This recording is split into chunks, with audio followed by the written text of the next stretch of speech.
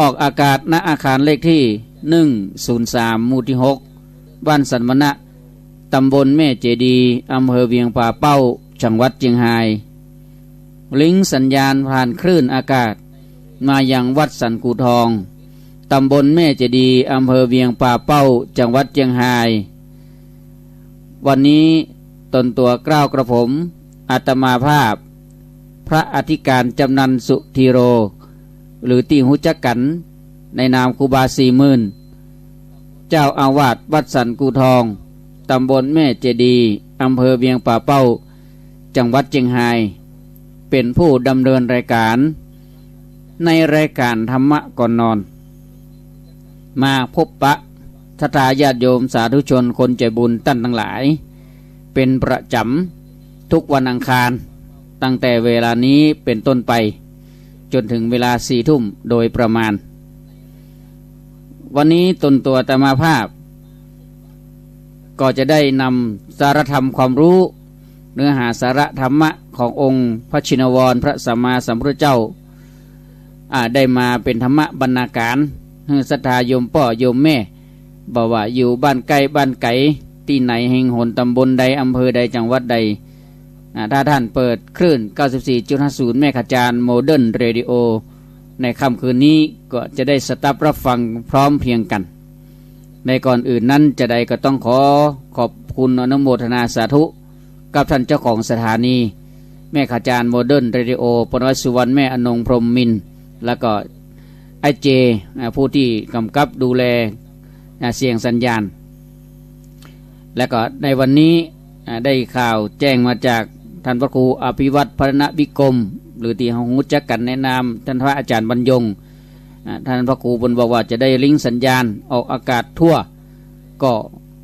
ขออนุโมทนาสาธุกับทุกสถานีที่ได้รับคลื่นเครือข่ายนี้ก็ขออนุโมทนาเป็นอย่างยิ่งสำหรับในค่ำคืนนี้ตนตัวอาตมาภาพก็จะได้มาอู้ถึงเรื่องความอดทนศรัทธาญาติโยมสาธุชนท่านทั้งหลายคำว่าความอดทนนั้นในพุทธบาลีได้แสดงเป็นพุทธพจน์พุทธบทไว้ว่าอัตตาหิอัตตโนนาโถโกหินาโถปโรสิยาอัตตนาโจทยัตตานังปฏิมังเสตมัตตานาแปลโดยเจ้าความว่าตนเป็นที่พึ่งแห่งตนคนอื่นไขเล่าจะเป็นที่พึ่งเฮาได้จงเตือนตนด้วยตนเองจงพิจารณาตัวเองด้วยตนเองความอดทนศรัทธาญาติโยมสาธุชนทั้งหลายสิ่งนี้เขาเข้าใจกันดีอดทนอดกั้นอดต่อความทุกข์ยากลำบากอดทุกสิ่งทุกอย่างที่เพื่อจะให้ชีวิตนี้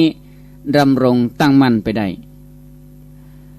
มีพุทธพจน์แห่งบทหนึ่งที่ไว้ว่า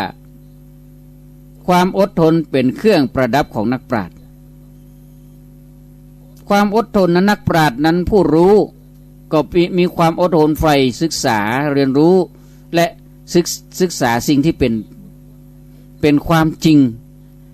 โดยเฉพาะองค์พระสัมมาสัมพุทธเจ้าพระองค์ทรงอดทนต่อการค้นคว้าศึกษาหาความจริงอันประเสริฐที่บรรลุมาได้และก็ยังมีสุทธะปุณว่าสุภาษิตเนาะกรรมบะเก่าของคนเมืองเหนือนะเพิ่นว่าเพิ่นกล่าวไว้ว่าอดเผ็ดได้กินหวาน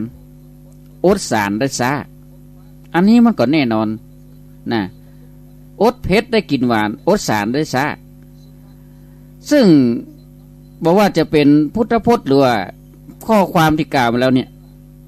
นะเป็นเครื่องที่ชี้หันว่าเฮานั่นน่ะเป็นผู้ที่สามารถก้าวผ่านก้าวพ้นก้าวล่วงสิ่งที่ความทุกข์ยากลำบากได้และก็จะเป็นผู้มีความสุขความเจริญได้ก็ต้องอาศัยคำว่าขันติจึงวันนี้ศรัทธาญาติโยมสาธุชนทั้งหลายบ่ต้องว่าประเทศไทยทั้งโลกก็มีอากาศเร่าร้อน ได้หันข่าวที่อำเภอเสมิงบ่อู้เห็น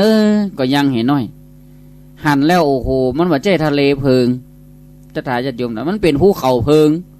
หรือว่าดอยเพลิงไม่โอ้โหจะถ่ายญาติโยมสุดที่จะบรรยายเนี่ยอย่างต้องทำต้องเผาทำไมบัดช่วยกันรณรงค์บัดช่วยกันเต็มที่ทั้งเจ้าหน้าที่เปิ้นก็ดูแลกันเข้มงวดเนี่ยสถาญาติโยมทั้งหลายมันจะมาซึ่งความหายนะมันบ่ใช่เฉพาะจุดมันจะปาลามปามไปทั่ว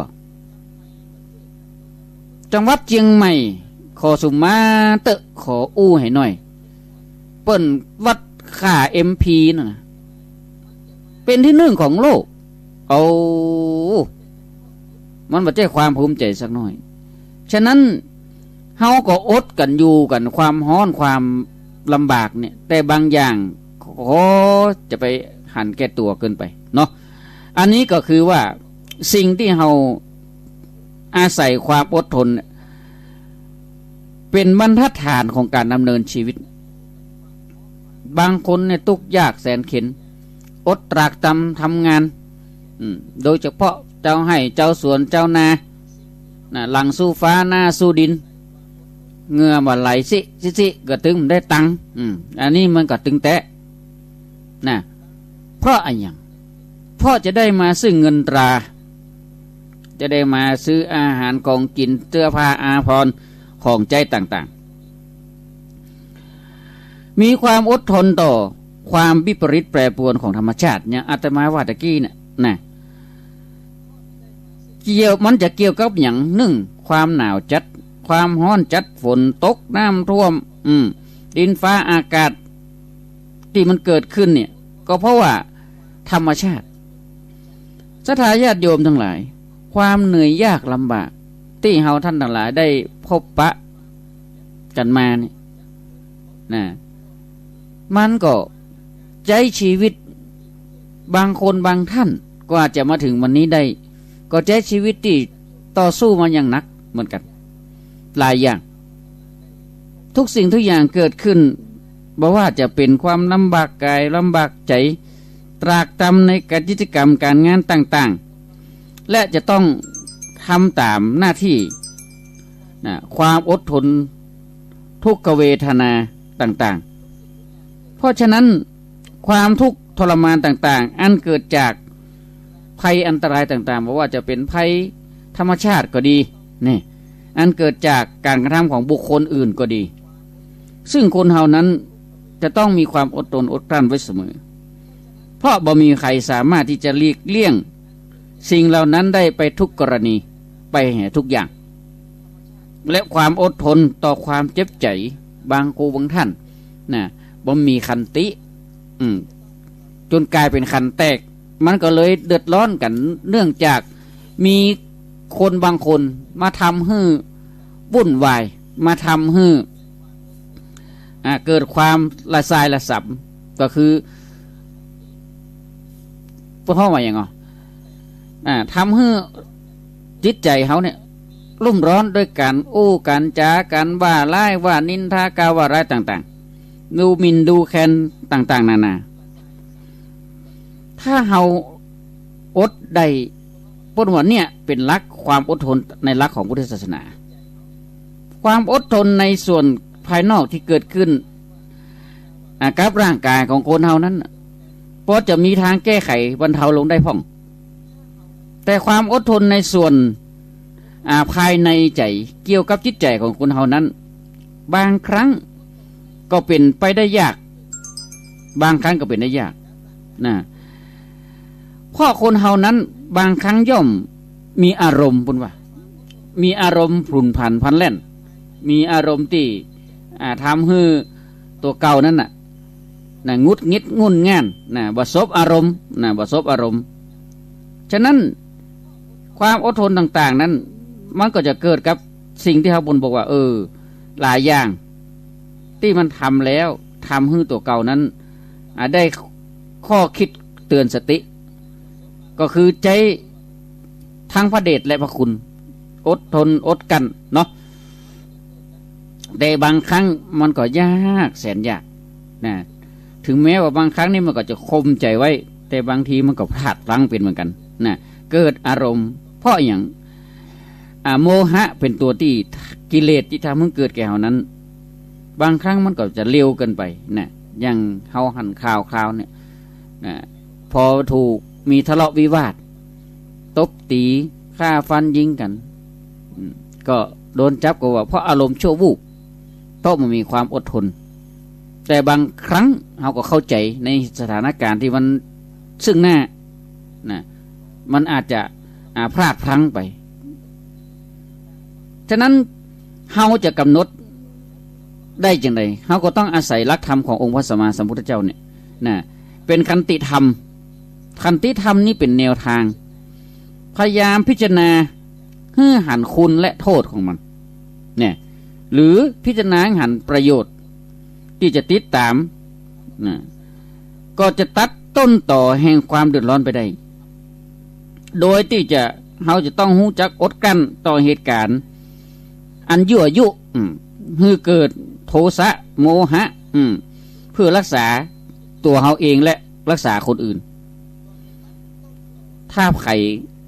บ่มีความกดกั้นในด้านของโทสะโมหะในใดเนี่ยมันก็จะเหมือนระเบิดเราลองจิระเบิดพอบื้อบ่ต้องที่ระเบิดที่บ่ทบนี่บุ้มเดี๋ยวนี้มันปิววุ่นมันหรอนะเพราะฉะนั้นการปฏิบัติภารกิจประจำวันเนี่ยสำคัญจะถ่ายญาติโยมนะบางครั้งเนี่ยเราอยู่กับครอบครัวเราเนี่ยเรายังวุ่นวายเลยท่านทั้งหลายลองคิดว่าเถอะยังวุ่นวายนะเอาผัวไปย่างเมียไปย่างลูกไปแอมย่างได้ไหมอุ้ยปะอุ้ยไปแอมย่างนี่นะมันก็ยังมีวุ่นวายอยู่แต่ถ้าครอบครัวไหนบ่วุ่นวายนี่สุดยอดนะเป็นครอบครัวแสนสุขนะการปฏิบัติภารกิจประจำวันก็เหมือนกันความอดทนนั้นมีความสำคัญอย่างนักจะได้ยันยมหลายเพราะอย่างเพราะเราไปเจอคนหลายมากหน้าหลายตาเพราะว่าร้อยป่อปันแม่ร้อยป่อเป็นแม่โดยเฉพาะวัดวาอารามครูบาอาจารย์ด้วยความเคารพตีครูบาอาจารย์มีลูกพระลูกเลนนักเนี่ยจะได้ยันยมต่างพ่อต่างแม่หมดบางวัดมี10 ป่ายนะโออยู่กัน10 ป่ายซาบางวัดก็มีกันนักก็ดีพระเน้นนักก็ดี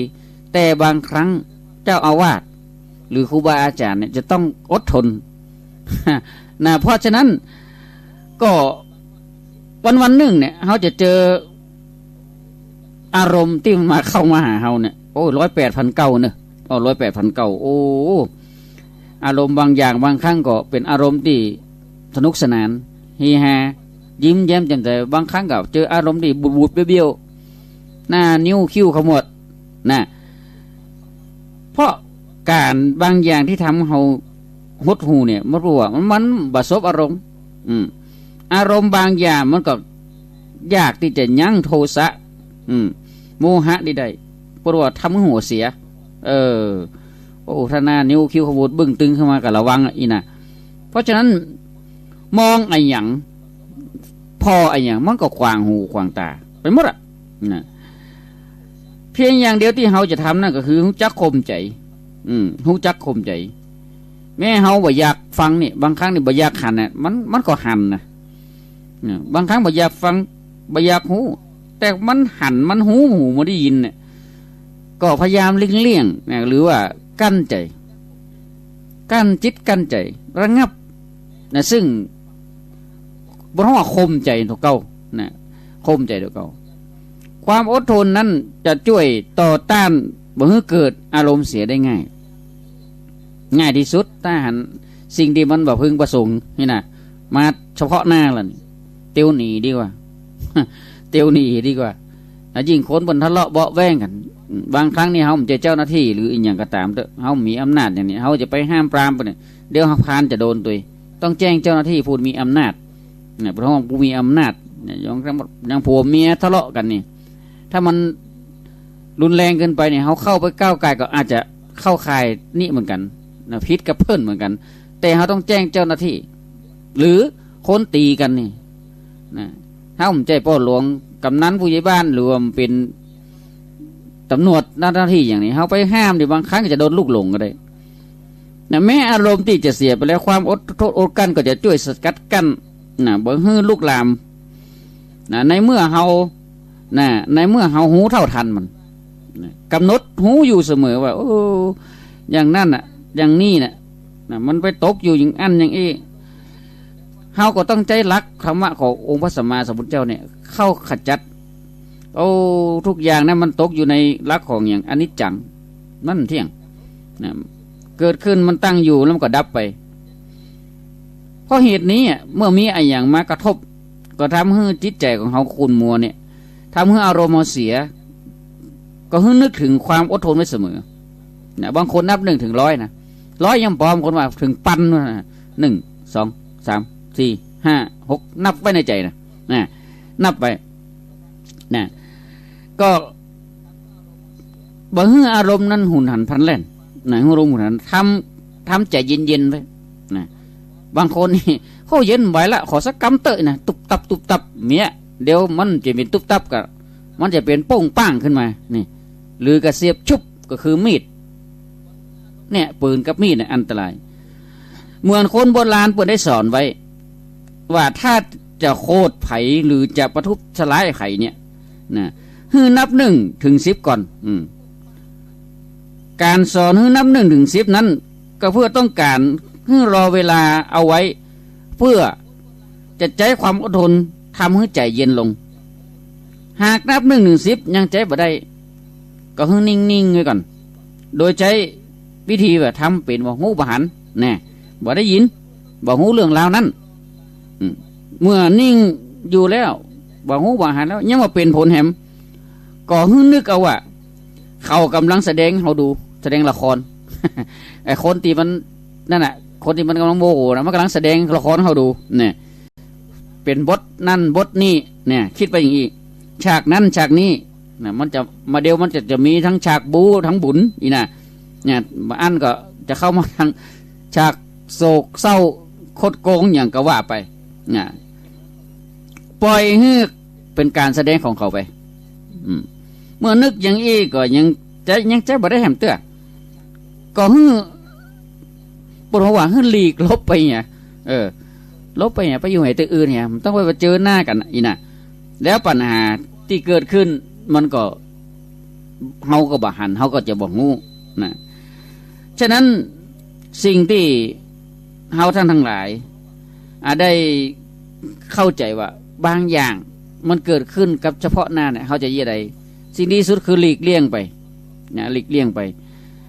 ซึ่งความอดทนนั่นน่ะมันเกิดกับตัวเขาเองและปฏิกิริยาที่มันเกิดขึ้นนั้นกับคนที่มันทำให้ความวุ่นวายเกิดขึ้นนั้นก็เพราะว่าการที่เราจะต้องใจรักธรรมเข้าช่วยในของรักธรรมที่บอกว่าพรหมวิหารสี่พรหมวิหารสี่พรหมวิหารสี่ก็คืออย่างเมตตากรุณามุทิตาอุเบกขาข้อสุดท้ายเนี่ยดีที่สุดสตาญาติโยมเลยในข้อที่1เมตตานั้นก็คือมีการแผ่ไมตรีจิตจากผู้น้อยสู่ผู้ใหญ่สู่ผู้น้อยนะคิดแล้วก็ทำความเจริญที่เกิดขึ้นมีความเมตตาปราณีซึ่งกันและกันความกรุณานั่นก็คือคิดสงสารเมื่อผู้ที่มีทุกข์ลำบากนั้นได้รับความทุกข์ลำบากมีความสงสารเอ็นดูช่วยเหลือแก้ไขมุทิตาก็คือความยินดีเมื่อผู้น้อยหรือว่าผู้นั้นได้รับสิ่งที่ดีที่งามก็แสดงความยินดีสุดท้ายคืออุเบกขาคือการวางเฉยถ้าเราเจออารมณ์อันที่มันมาพึงประสงค์มาเนี่ยหรือเจอบุคคลที่มีอารมณ์อันพึงบ่ประสงค์เนี่ยก็ใจอุเบกขาความวางเฉยนะวางเฉยนะเอาใจออกห่างบ่ต้องไปยุ่งเกี่ยวบ่ต้องไปเกี่ยวข้องนะเพราะฉะนั้นผู้ที่อาศัยอยู่ในธรรมทั้ง4ข้อเนี่ยก็จะเป็นผู้นั้นก็จะเป็นผู้ที่เจริญเป็นผู้เจริญด้วยสติปัญญาเจริญด้วยสติปัญญาเจริญด้วยความรู้สึกนึกคิดที่ทำตัวเก่านะพ้นจากภัยได้บางครั้งบางคนนี่อารมณ์เป็นเหตุอารมณ์แล้วไปมันปอนี่เสพสิ่งมึนเมาก็ไปแหมก็ซ้ำปะทุกันใหญ่ นะเพราะฉะนั้นก็ต้องหลีกเลี่ยงนะต้องหลีกเลี่ยงถึงได้นะจากการที่เราจะต้องมาเผชิญหน้ามาพบปะกันว่าเจอกันแฮมเนี่ยเขาก็หลีกเลี่ยงไปเพราะอะไรอย่างเพราะความโกรธความโมโหเนี่ยมันเป็นตัวร้ายตัวที่ทำให้เฮานั้นโอ้โหพังพินาศหลายๆอย่างแม้กระทั่งทรัพย์สินเงินทองเข้าของนี่พังพินาศนะความโกรธบทบอกว่าผู้ที่ฆ่าความโกรธได้แล้วย่อมเป็นสุขอันนี้แน่นอนเลยศรัทธาญาติโยมสาธุชนทั้งหลายนี่เป็นความจริงคำว่าความโกรธได้แก่ความฉุนเฉียวความกระวนกระวายใจเนี่ยความขุ่นเคืองความเครียดแค้นที่อยู่ในใจเนี่ยนะมันทำให้จิตใจเร่าร้อนนะเพราะเนื่องจากอารมณ์อันที่บ่พึงปรารถนาที่ว่าเนี่ยเมื่อความโกรธมันเกิดขึ้นแล้วก็ย่อมมีการแสดงความบ่พอใจแสดงอาการออกมาจากภายนอกนะเดี๋ยวมันก็เป็นจุมาเถอะมันก็เป็นตีนเป็นมือนี่นะเป็นตีนเป็นมือละนะหน้านิ้วคือขมวดอย่างที่ว่าเนาะเพราะฉะนั้นเพิ่นบอกว่าความโกรธเนี่ยมันเป็นอุปกิเลสเครื่องเศร้าหมองชนิดหนึ่งความโกรธนี่นะเป็นอุปกิเลสเครื่องเศร้าหมองชนิดหนึ่งซึ่งเป็นเหตุที่ชักจูงจิตใจให้วนเวียนหมุนเวียนอยู่ในชั้นพื้นที่ว่าชั้นต่ำเลยนะชั้นต่ำเลยเป็นกำลังสนับสนุนทิฏฐิคือความหันผิดหันความถูกเป็นความผิดไปนะเมื่อเกิดขึ้นกับบุคคลใดหรือคนใดก็ย่อมทำให้คนนั้นประพฤติทุจริตก็คือประพฤติชั่วทั้งกายวาจาต่างๆนั่นนะอันเป็นเหตุให้ทำให้สถานการณ์เหตุการณ์นั้นเร็วร้ายลงไปถ้าประพฤติผิดหรือประพฤติร้ายทางว่ากายวาจาใจแล้วเนี่ยเพราะฉะนั้นทิฏฐิเนี่ยหรือห่อทิฏฐิมะนะเนี่ยก็จะเป็นเหตุทำให้คนนั้นทำผิดหรือหันผิดเป็นชอบหันผิดเป็นชอบจนโมโหว่าภัยเป็นภัยแม้กระทั่งผัวเมียญาติมิตรพี่น้องเพื่อนป้องก็จะสำคัญตัวเองว่าถูกเสมอและก็ทุกสิ่งทุกอย่างที่เกิดขึ้นน่ะถ้าเลวร้ายกว่านั้นคนในครอบครัวก็ยังสามารถทำร้ายได้แม้กระทั่งพ่อแม่เนาะก็สามารถทำร้ายให้ตายได้เพราะฉะนั้นสิ่งที่มันเกิดขึ้นเราก็ต้องสร้างกำลังใจหรือว่าสร้างอารมณ์ที่มันดีกว่านั้นก็คือใช้ขันติความอดทนในที่สุดนั้นความโกรธนั้นก็จะถูกทำลายด้วยตัวมันเองมันก็เหมือนกับสนิมกับเหล็กเนี่ยถ้าหากมาหาวิธีกำจัดสนิมออกสนิมนั้นมันก็จะกัดก่อนกินเหล็กจนผุความโกรธความโมโหร้ายนี่ก็เหมือนกันมันก็จะเกิดอารมณ์เกิดเป็นเหมือนอย่างสนิมก็กินจิตใจในเมื่อกินจิตใจแล้วก็มันก็จะทำให้เกิดความวุ่นวายฉะนั้นสิ่งที่เราท่านทั้งหลายได้ประสบพบเจอบางครั้งเรามองในสิ่งที่มันเป็นความจริงนะว่าทุกคนบ่อยากมีปัญหาแต่ในปัญหามันเกิดขึ้นเฉพาะหน้าเราจะทำอย่างไรก็หาวิธีหลีกเลี่ยงหรือโดยเฉพาะโดนกับตัวเองก็ใช้ธรรมะเข้าคมจิตใจเราก็มีความเอื้อเฟื้อขึ้นกันมีความเอื้อเฟื้อขึ้นกันเพราะเราดูระยะตึงวันเนี่ยตั้งแต่ในหลายเดือนมาละตั้งแต่ต้นเดือนมาละอากาศในรู้สึกว่าวิปริตเปลี่ยนแปลงอย่างอันมาเบื้องต้นฮ้อนวันนี้อาตมาก็บอกว่าอยู่วัดอาตมาก็ฮ้อนแล้วไปไหนไปหาน้ำดีกว่าบ่จะไปเล่นน้ำต่อมเต็มนะไปนั่งอยู่ที่น้ำตกน้ำอย่างมันเย็นสบายใจพักผ่อนสมองไปตัวก็มันจูก็จะได้บ่เครียดบ่ตึงเครียดลำพังเขาจะอยู่วัดเปิดพัดลมเปิดแอร์นี่กับไฟนี่เพียบแน่ก็อากาศมันเกิดวิปริตเปลี่ยนแปลง บางทีเนี่ยเขาโอ้บ่ต้องว่ารู้สึกมันแน่นอนเนี่ยฮ้อนอบอ้าวนะก็ปีนี้ปีใหม่นี่ก็มูจะเล่นน้ำได้อยู่ก่อสงกรานต์นี่นะทางรัฐบาลเพิ่นจะว่าจะได้อากาศเนี่ยอากาศร้อนเนี่ยทำให้คนอารมณ์เสียได้หนักถ้าบ่มีความอดทนนะบางทีก็โอ้นะทำให้ตัวเก่านั้นวุ่นวันนะอยู่ไหนกินไหนฮ้อนขนาดนักบางคนก็อาศัยน้ำหรือป่าไม้เป็นที่พึ่งนะเพราะฉะนั้นป่าไม้เขาเนี่ยเขาจะต้องช่วยกันดูแลนะเป็นธรรมชาติที่การกรองมาเป็นธรรมะตถาญาติโยมหลายในวันที่24-25ที่ผ่านมาอาตมาภาพและครูบาอาจารย์พระมหาเถรานุเถระโดยมีพระเดชพระคุณหลวงพ่อพระครูมงคลวิสิทธิ์เจ้าคณะอำเภอแม่แจ่มพระเดชพระคุณหลวงพ่อพระครูปฏิภาณธรรมทินหลวงพ่อเจ้าอาวาสวัดพระจอมพอและพระอาจารย์บรรยงแล้วก็ครูบาอาจารย์โอ้หลายรูปหลายตนหลายองค์ได้และกับพระนักจัดรายการได้ไปร่วมปรึกษาหารือไปที่วนอุทยานดอยอินทนนท์ตอนแรกอาตมาภาคเลยโอ้หนาวเนอะเบื่อว่าคืนนอนเพราะไปต้องไปนอนนั้นคืนหนึ่งก็เอาเสื้อตีตุเจ้าบนหนุ่งห่มนอนเนี่ยไปตุยปรากฏว่าอากาศสบายบ่ฮ้อนบ่หนาวพอดีมันก็เป็นป่าภูเขาแล้วก็เจ้าหน้าที่โดยเฉพาะหัวหน้าอุทยานเพื่อก่อคือการต้อนรับอย่างดีเลยในห้องประชุมในห้องพักที่นอนสำหรับพระสงฆ์ครูบาอาจารย์พระนักจัดรายการแล้วก็คนขับรถตอนเช้าก็มีอาหารฉันมีข้าวต้มฉันถวายตัวเนี่ยศรัทธาญาติโยมหลายมีความเอื้อเฟื้อกันนะก็ซึ่งท่านพระอาจารย์บรรยงเพิ่นก็ได้ทำกิจกรรมนี้หรือประชุมกันเนี่ยมาหลายครั้งก็ครั้งนี้ก็ทางครูบาอาจารย์ทางเวียงกระเป้าก็ได้ไปร่วมปรึกษาหรือเสวนาในเชิงการออกวิทยุนี่ตัวนั่นฉะนั้นเป็นสิ่งที่เฮาทั้งหลายบอกว่าเวลาเฮาไปที่ไหนเนี่ยมันก็จะเกิดความปิติความดีใจที่เฮาไปหันสิ่งที่ครูบาอาจารย์ได้ถ่ายทอดขึ้นมาป้นบอกว่าถึงเป็นชาติเป็นเชื้อถ้ามามีความเอื้อเฟื้อฮื้อกันก็เหมือนเนื้อในป่านะมีบทหนึ่งว่าถึงเป็นชาติเป็นเชื้อถ้าไม่มีความ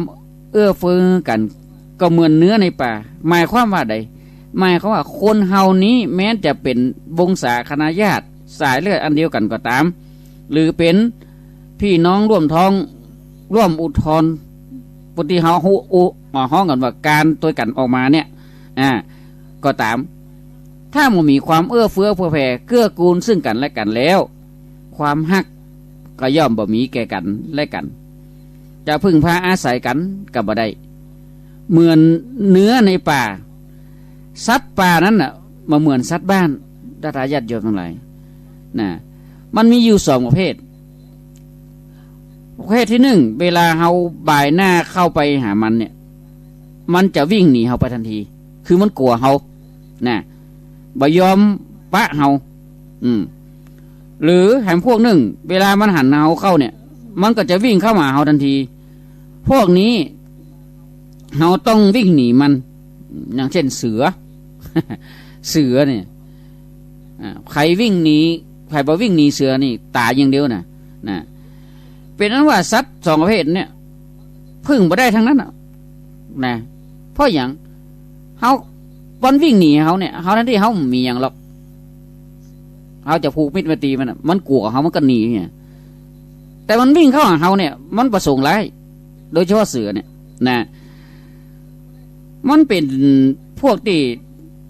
สัตว์ป่าเพราะว่าเป็นประเภทที่โบราณกล่าวว่าคนเฮานี้ถึงแม้ว่าจะเกี่ยวข้องกันผูกพันกันได้สายเลือดก็ตามแต่เป็นสายเลือดเนื้อเชื้อไขกันก็ตามเช่นเป็นลูกเป็นหลานก็ตามเป็นพี่น้องท้องเดียวกันก็ตามถ้าขาดสิ่งที่กล่าวไว้เพียงอย่างเดียวก็กลับกลายเป็นอย่างอื่นหมด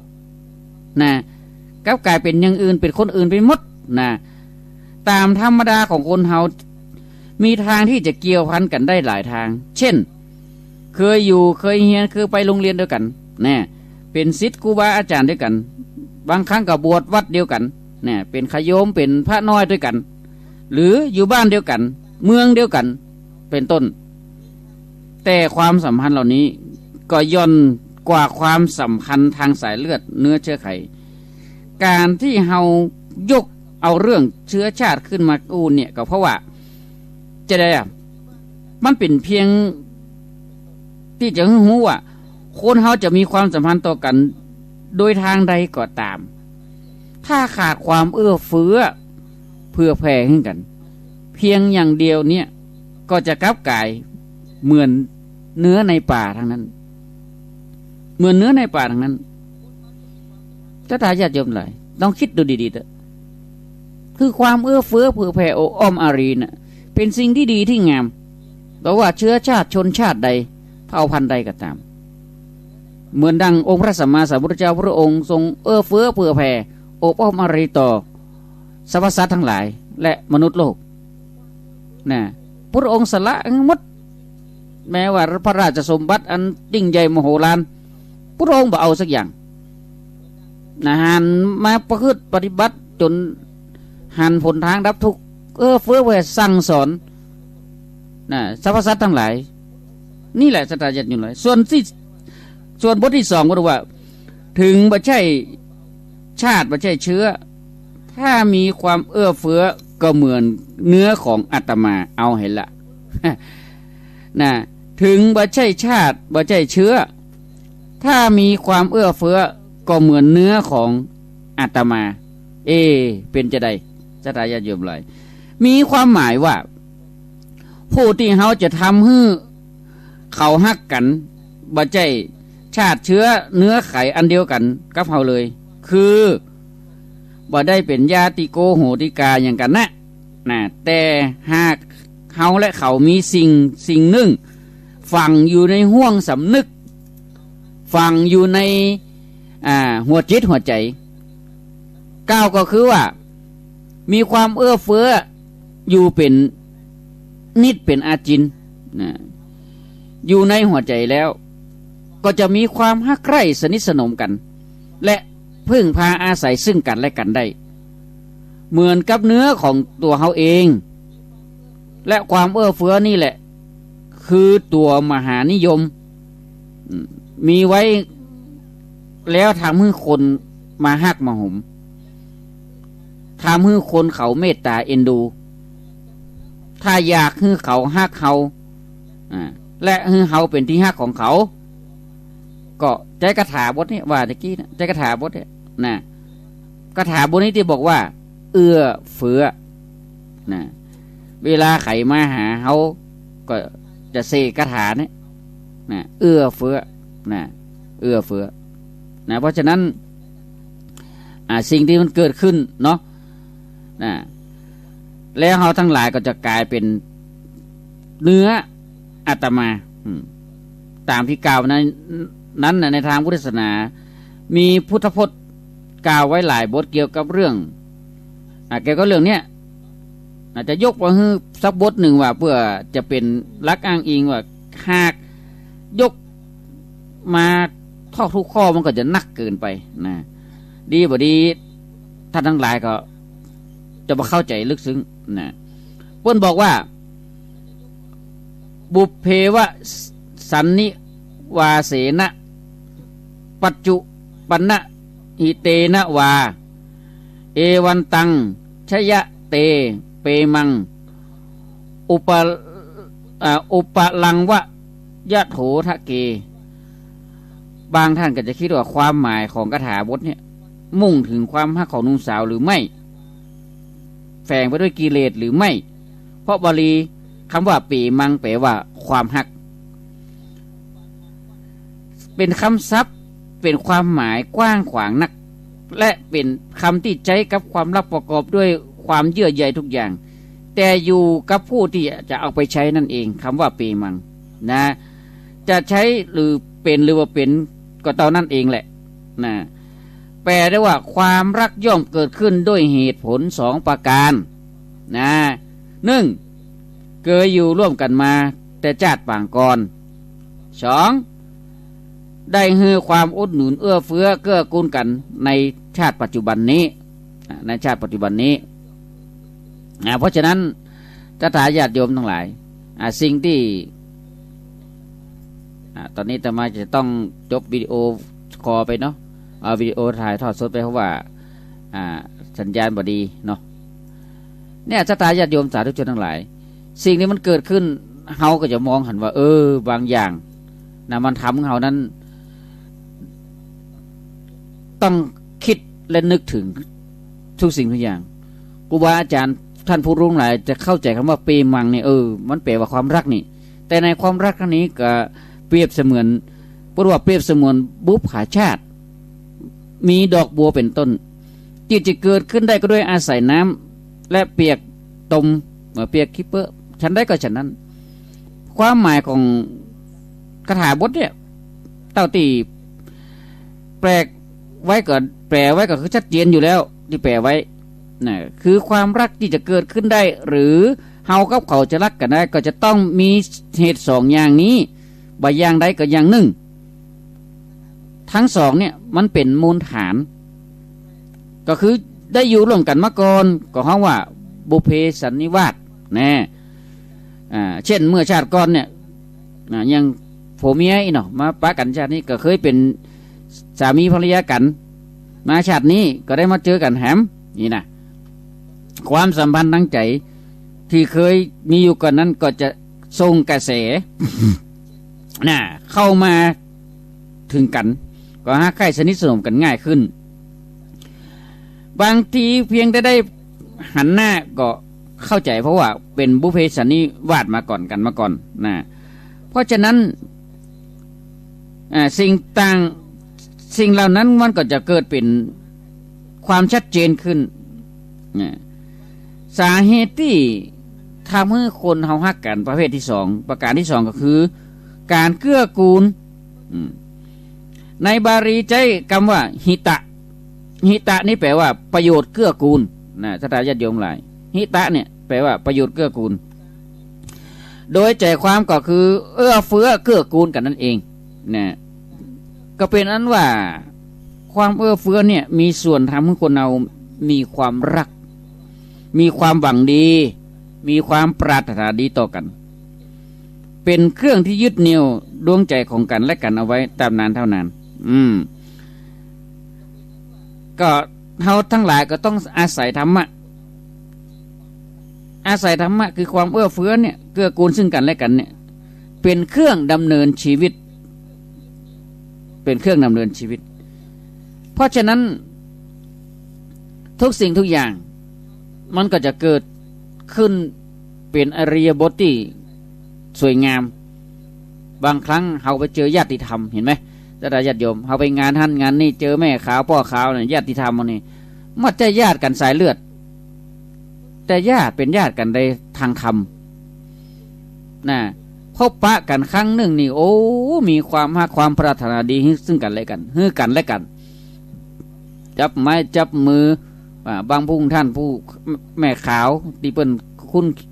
คุ้นเคยกันสนิทกันเพื่อก็เข้าโอบกอดกันแสดงความดีใจซึ่งกันและกันนะบางอย่างตถาญาติโยมทั้งหลายเปิ้นถึงกล่าวเป็นสิ่งที่บางพุ่งท่านฟังแล้วอาจจะพวกห้องอย่างอาจจะนักแต่สิ่งที่อาตมาจะโอ้ต่อไปนี้คือว่าดวงใจถวายวัด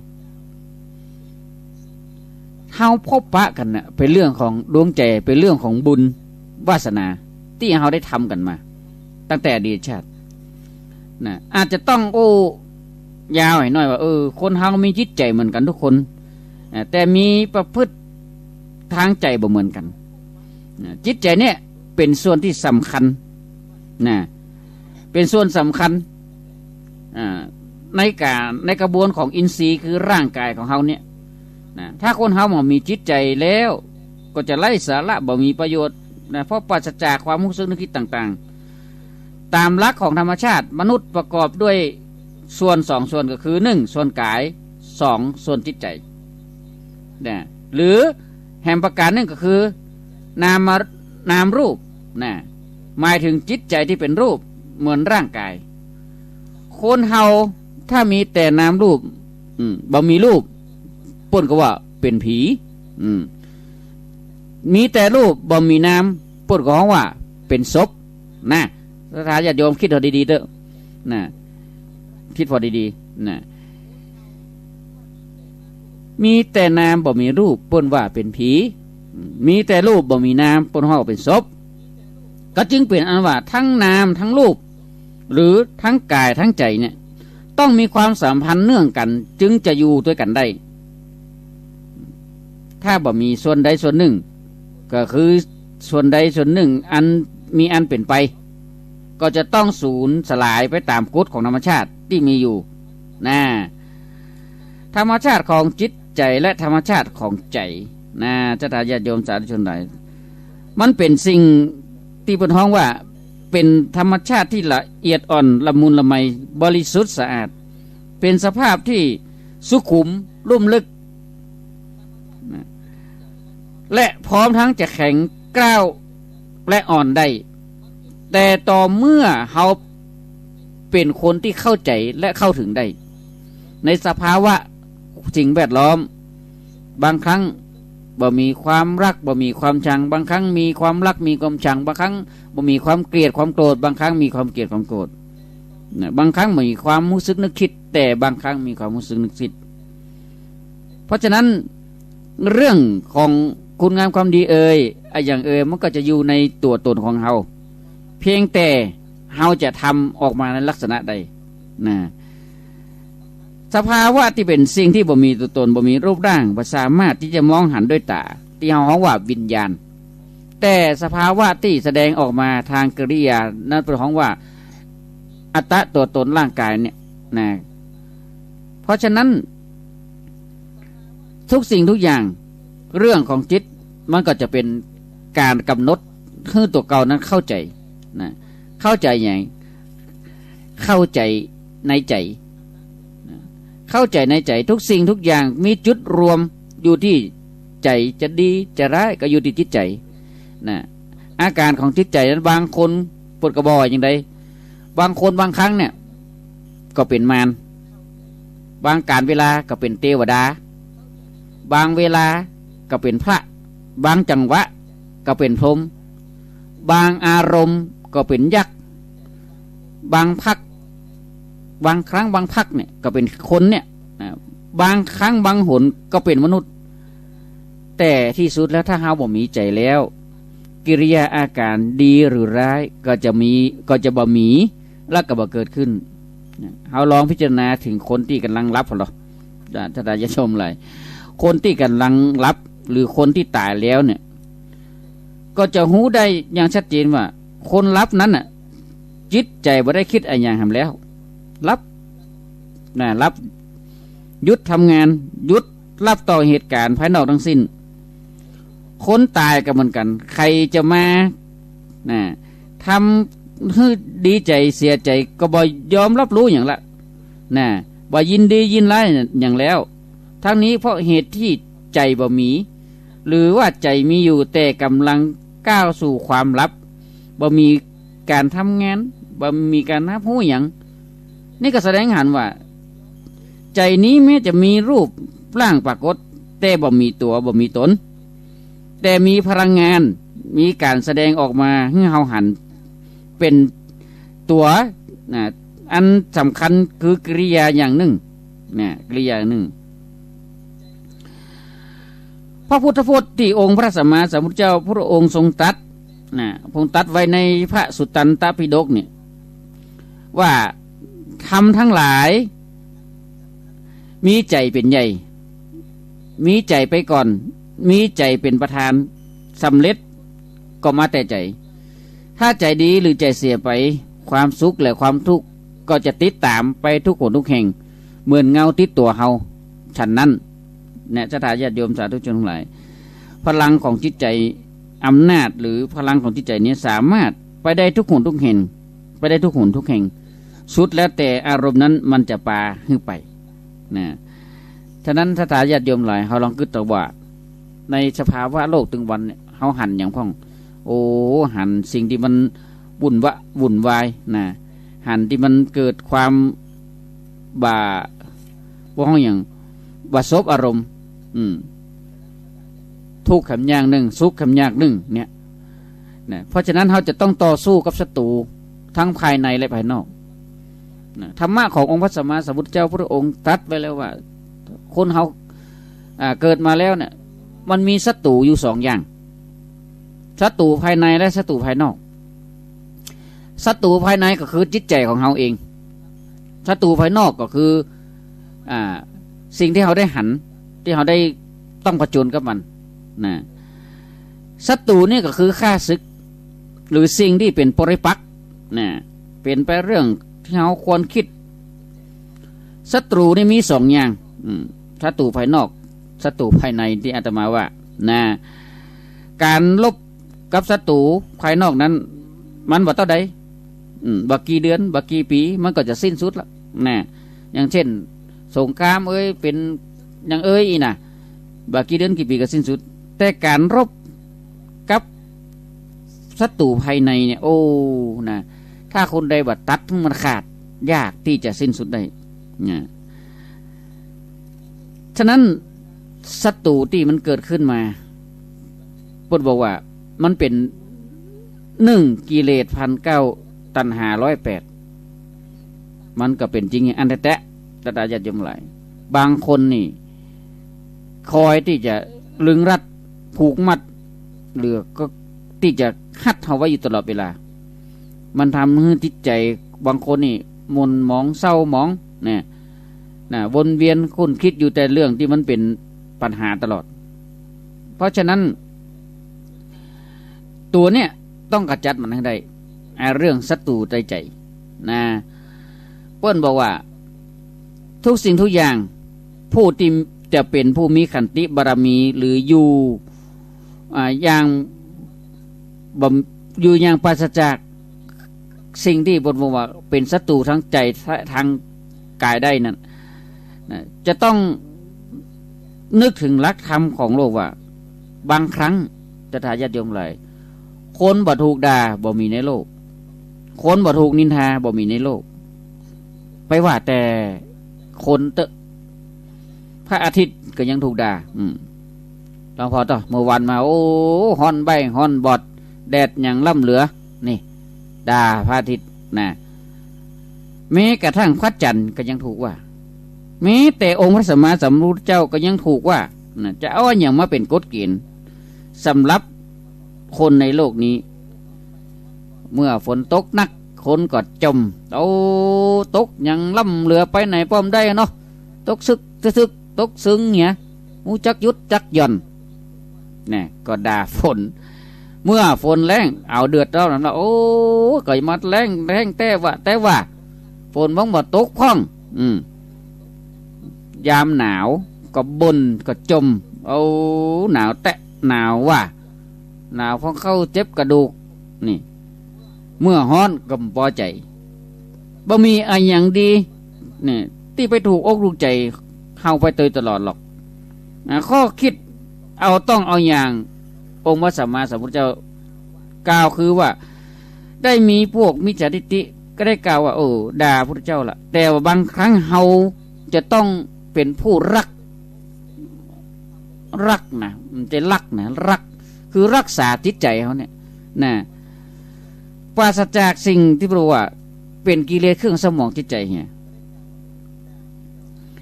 ซึ่งบางครั้งเนี่ยหากว่าบางคนก็ในสมัยครั้งพุทธกาลก็มีคนด่าพระเจ้าโดยผู้หลายอย่างพระเจ้านี่โดนหลายสปะปัญญางโดนหลายข้อหลายอย่างนะหากว่าพระเจ้าเป็นโจรพ่องเป็นอย่างอันอย่างอีพ่องพระอานนท์ซึ่งเป็นพุทธอุปถากเป็นผู้ที่ใกล้ชิดพระเจ้าที่สุดได้ยินได้ฟังจากอันก็เข้าไปกราบทูลถามพระเจ้าทรงทราบแล้วก็ออกความคิดเห็นว่าข้าแด่พระผู้มีพระภาคเจ้าผู้เจริญเฮาควรเสด็จไปอยู่ที่อื่นควรเสด็จไปอยู่อื่นที่นี่มีแต่คนด่าพระองค์ด่าว่าต่างๆนานา องค์พระสัมมาสัมพุทธเจ้าตรัสถามพระอานนท์ว่าอานนท์นะถ้าเฮาไปอยู่ที่ตรงไหนเขาก็ด่าเฮาที่นั้นแหมะแล้วจะเฮาทำจะได้พระอานนท์ก็ทูลว่าก็หนีไปเรื่อยๆหนีไปจนกว่าบ่มีคนด่าองค์พระสัมมาสัมพุทธเจ้าพระองค์ก็จึงตรัสว่าถ้าทำอย่างนั้นมันบ่ดีหรอกเรื่องมันเกิดขึ้นในที่แห่งใดต้องทำเรื่องให้สงบในที่ตรงนั้นอานนท์คนที่ด่าที่ว่าเฮานั้นน่ะปล่อยให้เขาว่าเขาด่าไปเถอะบ่นานเกินรอหรอกเพียง7 วัน15 วันเขาก็ยุดปากของเขาไปเองการอดทนต่อคำโอ้ของคนที่บ่มีศีลซึ่งมีจำนวนบ่น้อยเป็นหน้าที่ของเฮาเช่นเดียวกันกับการอดทนต่อลูกศรที่เขายิงมาจากทิศทั้ง4เป็นหน้าที่ของช้างที่จะเข้าสู่สงครามคนเฮานั้นถ้าได้นำข้อธรรมของพระพุทธเจ้ามาเป็นหลักในการดำเนินชีวิตแล้วเนี่ยกิเลสที่เกิดขึ้นก็จะเบาบางลงที่ยังบ่เกิดก็ย่อมบ่มีเกิดขึ้นมาแห่มเป็นลำดับฉะนั้นอาการที่เขาจะอยู่เป็นสุขทั้งปวงได้ก็ต้องตัดตัวนี้ให้ได้นะทุกสิ่งทุกอย่างมันกำหนดขึ้นมาแล้วบางครั้งนะแม้แต่องค์พระสัมมาสัมพุทธเจ้าพระองค์ก็ยังว่าจะหนีเนี่ยหยังหนีไปที่หั่นเขาก็ดาวแหมหนีไปเขาดักบ่มีสิ้นสุดนะเพราะฉะนั้นเฮาก็จะต้องอดทนนะอดทนนะอดทนอย่างเดียวนะบ่เกิน7 วัน15 วันเขาก็ยุดไปเองการอดทนต่อกำอูที่คนมีศีลซึ่งมีจำนวนบ่น้อยเนี่ยก็เป็นหน้าที่ของเฮาไม่ใช่แกนะเฮาต้องใช้ขันติความอดทนอยู่แล้วนะเพราะฉะนั้นทุกสิ่งทุกอย่างก็ต้องใช้หลักธรรมขององค์พระสัมมาสัมพุทธเจ้าเนี่ยเป็นตัวยึดตัวเหนี่ยวเอาไว้คือขันติความอดทนนะขันติความอดทนฉะนั้นเพิ่นบอกว่าบางอย่างเนี่ยชีวิตคนเฮาบนโลกเนี่ยสถาญาติโยมสาธุชนทั้งหลายชีวิตของคนเฮาบนโลกเนี่ยเป็นเรื่องที่น่าคิดนะเป็นเรื่องที่น่าคิดเป็นเรื่องที่น่าคิดที่ธรรมชาติอนุญาตนะทำไมอาตมาถึงชีวิตของคนเฮาบนโลกเป็นเรื่องธรรมชาติที่อนุญาตอย่างอนุญาตให้บรรดาทุกภาษาให้บรรดาสรรพสัตว์ทั้งโลกเนี่ยทั้งโลกทั้งหลายเนี่ยมีชีวิตอยู่บนโลกมีชีวิตอยู่บนโลกนี้แต่ก็เป็นการเฉลี่ยเฉลี่ยวันต่อวันเป็นเฉลี่ยเป็นวันไปชีวิตคนเฮานี่นะเฮาลองมองพอดีๆเถอะนะอย่างเช่นแมงเม่าเนาะแมงเม่านี่มีชีวิตอยู่ได้วันเดียวเอาสังเกตพอเถอะ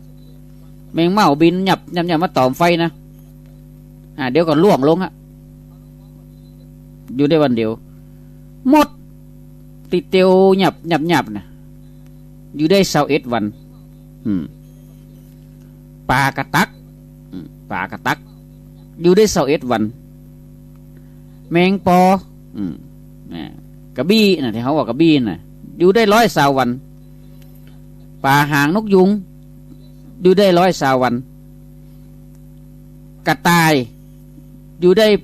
825 วันนะสุนัขหรือหมาเนี่ยอยู่ได้5,475 วันไปบวกลบคูณหารเอาเองว่ามันจะกี่ปี5,475 วันนี้คือสุนัขหรือหมา1950 วันนะมนุษย์เขาเนี่ยโดยเฉลี่ยแล้ว 25,550 วันจ้าง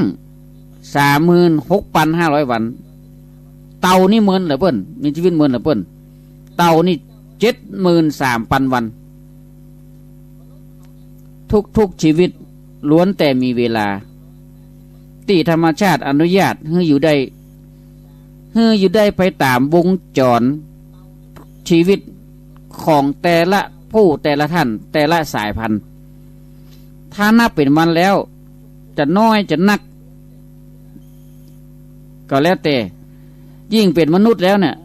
ถ้าอายุครบ60 ปีนะถ้าไผอายุ60 ปีนะก็เท่ากับว่าผ่านไปแล้วได้22,000 วันเวลามันก็ยิ่งเหลือน้อยลงไปเรื่อยๆเหลือแห่งบกี่วันนะจะเอามาบอกลบคูณหารกำได้ละนะถึงจะมั่นใจตัวเองว่ายังสุขภาพดีอยู่ก็ตามดังนั้นการใช้เวลาที่เหลืออยู่ในการดำรงชีวิตเฮาอย่าได้หลงละเลงโดยเด็ดขาดต้องยึดหลักปฏิบัติขององค์พระสัมมาสัมพุทธเจ้าเป็นหลักให้มันสร้างบุญสร้างกุศลมันทำคุณงามความดีเตรียมตัวเตรียมใจให้พร้อมที่จะ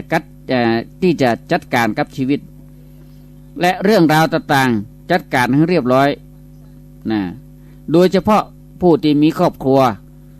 สำหรับลูกสำหรับหลานนะคนที่ยังอยู่ตั้งหลัง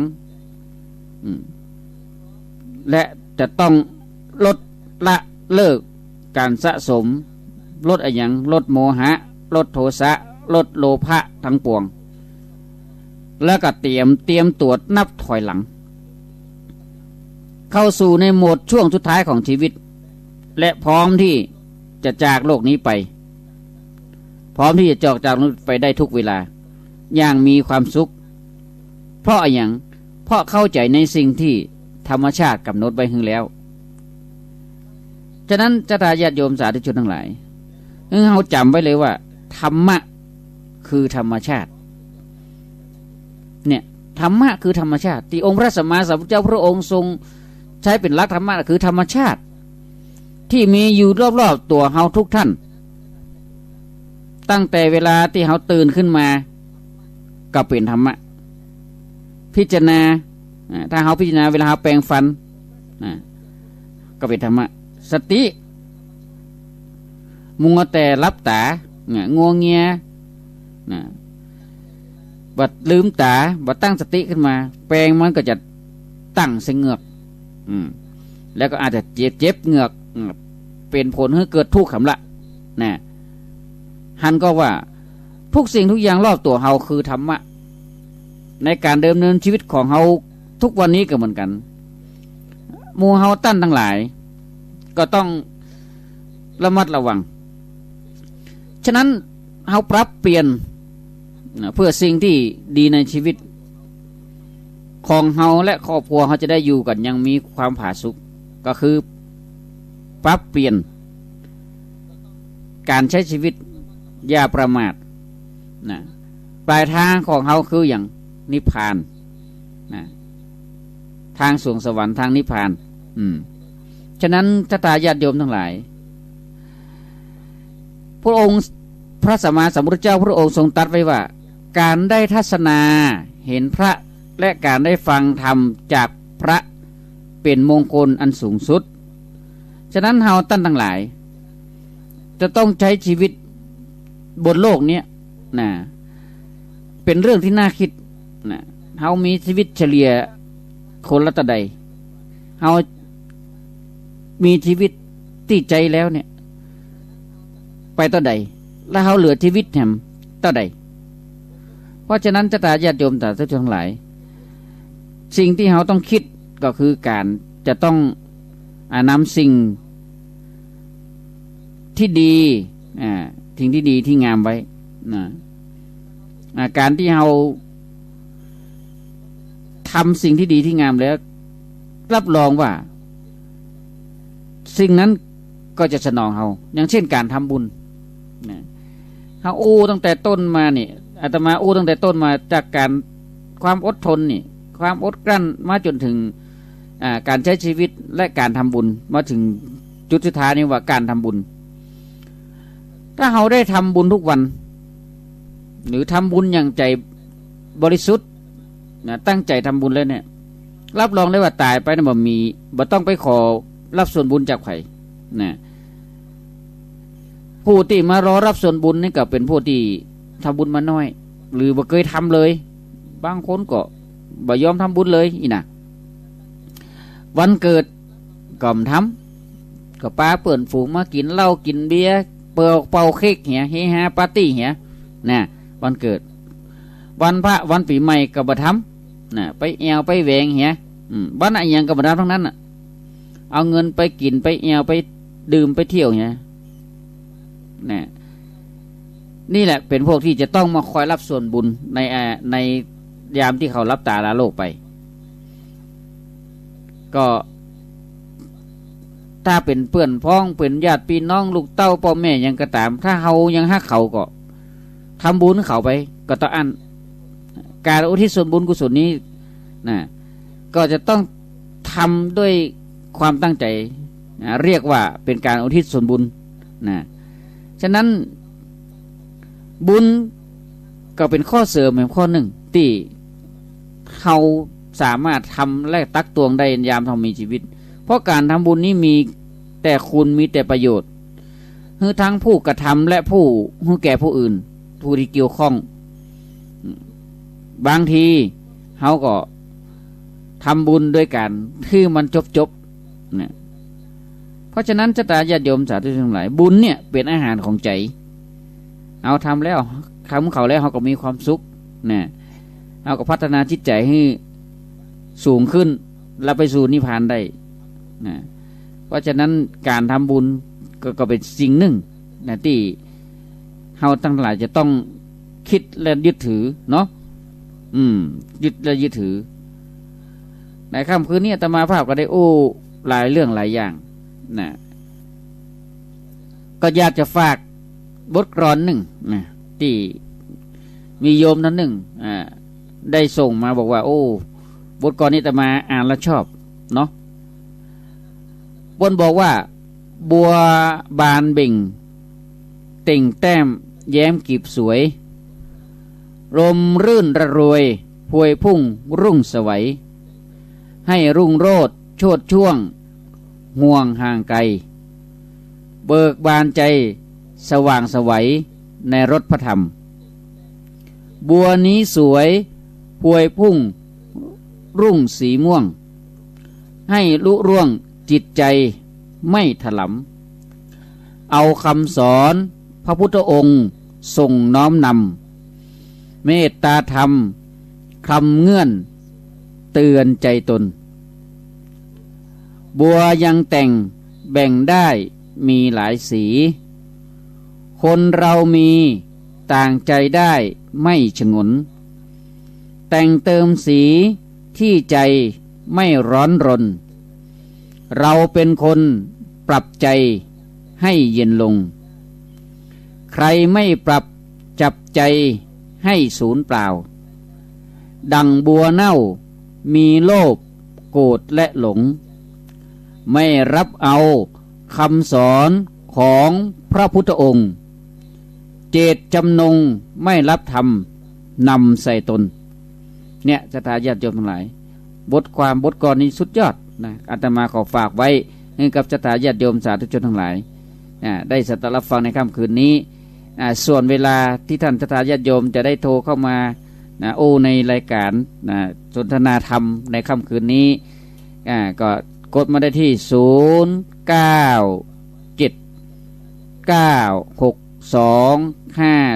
0979625470เนาะเดี๋ยวอาตมาภาพกำลังเปิดสายหน้าใหม่เนาะ0979625470นะกำลังเปิดสายหน้าใหม่เนอะที่จะจาพาทีภาษาธรรมด้วยกันเนาะด้วยเบอร์โทรที่0979625470อาตมาภาพครูบาศรีหมื่นเนอะนะที่จะได้ถ้าพบปะสายหน้าใหม่วันนี้จะเปิดเจ้าหน่อยเพราะว่าจะมีญาติโยมเนาะหลายท่านที่จะรับฟังอยู่นะเป็นโอกาสดีที่พระอาจารย์ยงปนริ่งสัญญาณไปทั่วหลายจังหวัดหลายอำเภอตอนนี้จะเย็นๆนอกกำลังเปิดสายหน้าใหม่กำลังเปิดโทรศัพท์อยู่เพราะว่าเปิดโทรศัพท์ปิดไว้อยู่0979625470นะ0979625470 9625470นะก็นี่ก็เป็นเบอร์โทรของทางสถานีเนอะท่านใดที่จะโทรเข้ามาตอนนี้เนาะสามารถโทรเข้ามาได้เลยตอนนี้เนาะเด็กกันเนอร์กำลังเคลียร์โทรศัพท์อยู่นั่นนะกันอย่างใดโทรศัพท์เด็กกันเนอร์สถานญาติโยมสาธุชนทั้งหลาย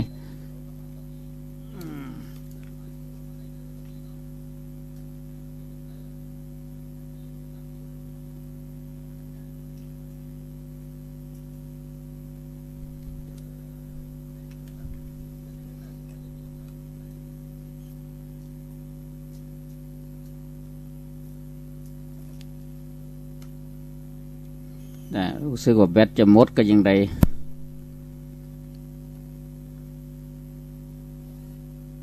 ตอนนี้เด็กกันเนอร์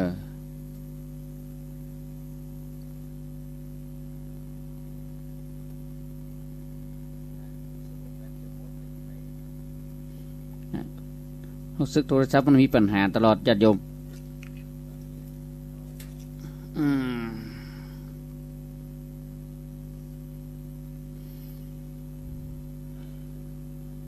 เอาละยุงละ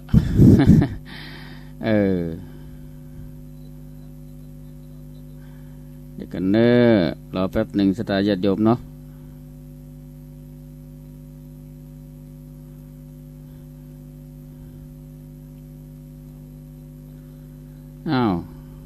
สายบดีสายบชัดเลยกันตอนนี้ไปโทรศัพท์บอกพังให้แล้วเนาะ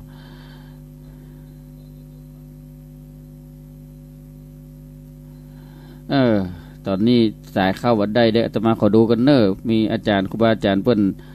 เอาดีกว่าเด็กกันเนอร์กำลังเปิดขออนุญาตสถานญาติโยมนะโทรศัพท์อาตมามีปัญหาเนอร์รอแป๊บหนึ่งมันยังเปิดบัดได้เป็นจะฮือหรือ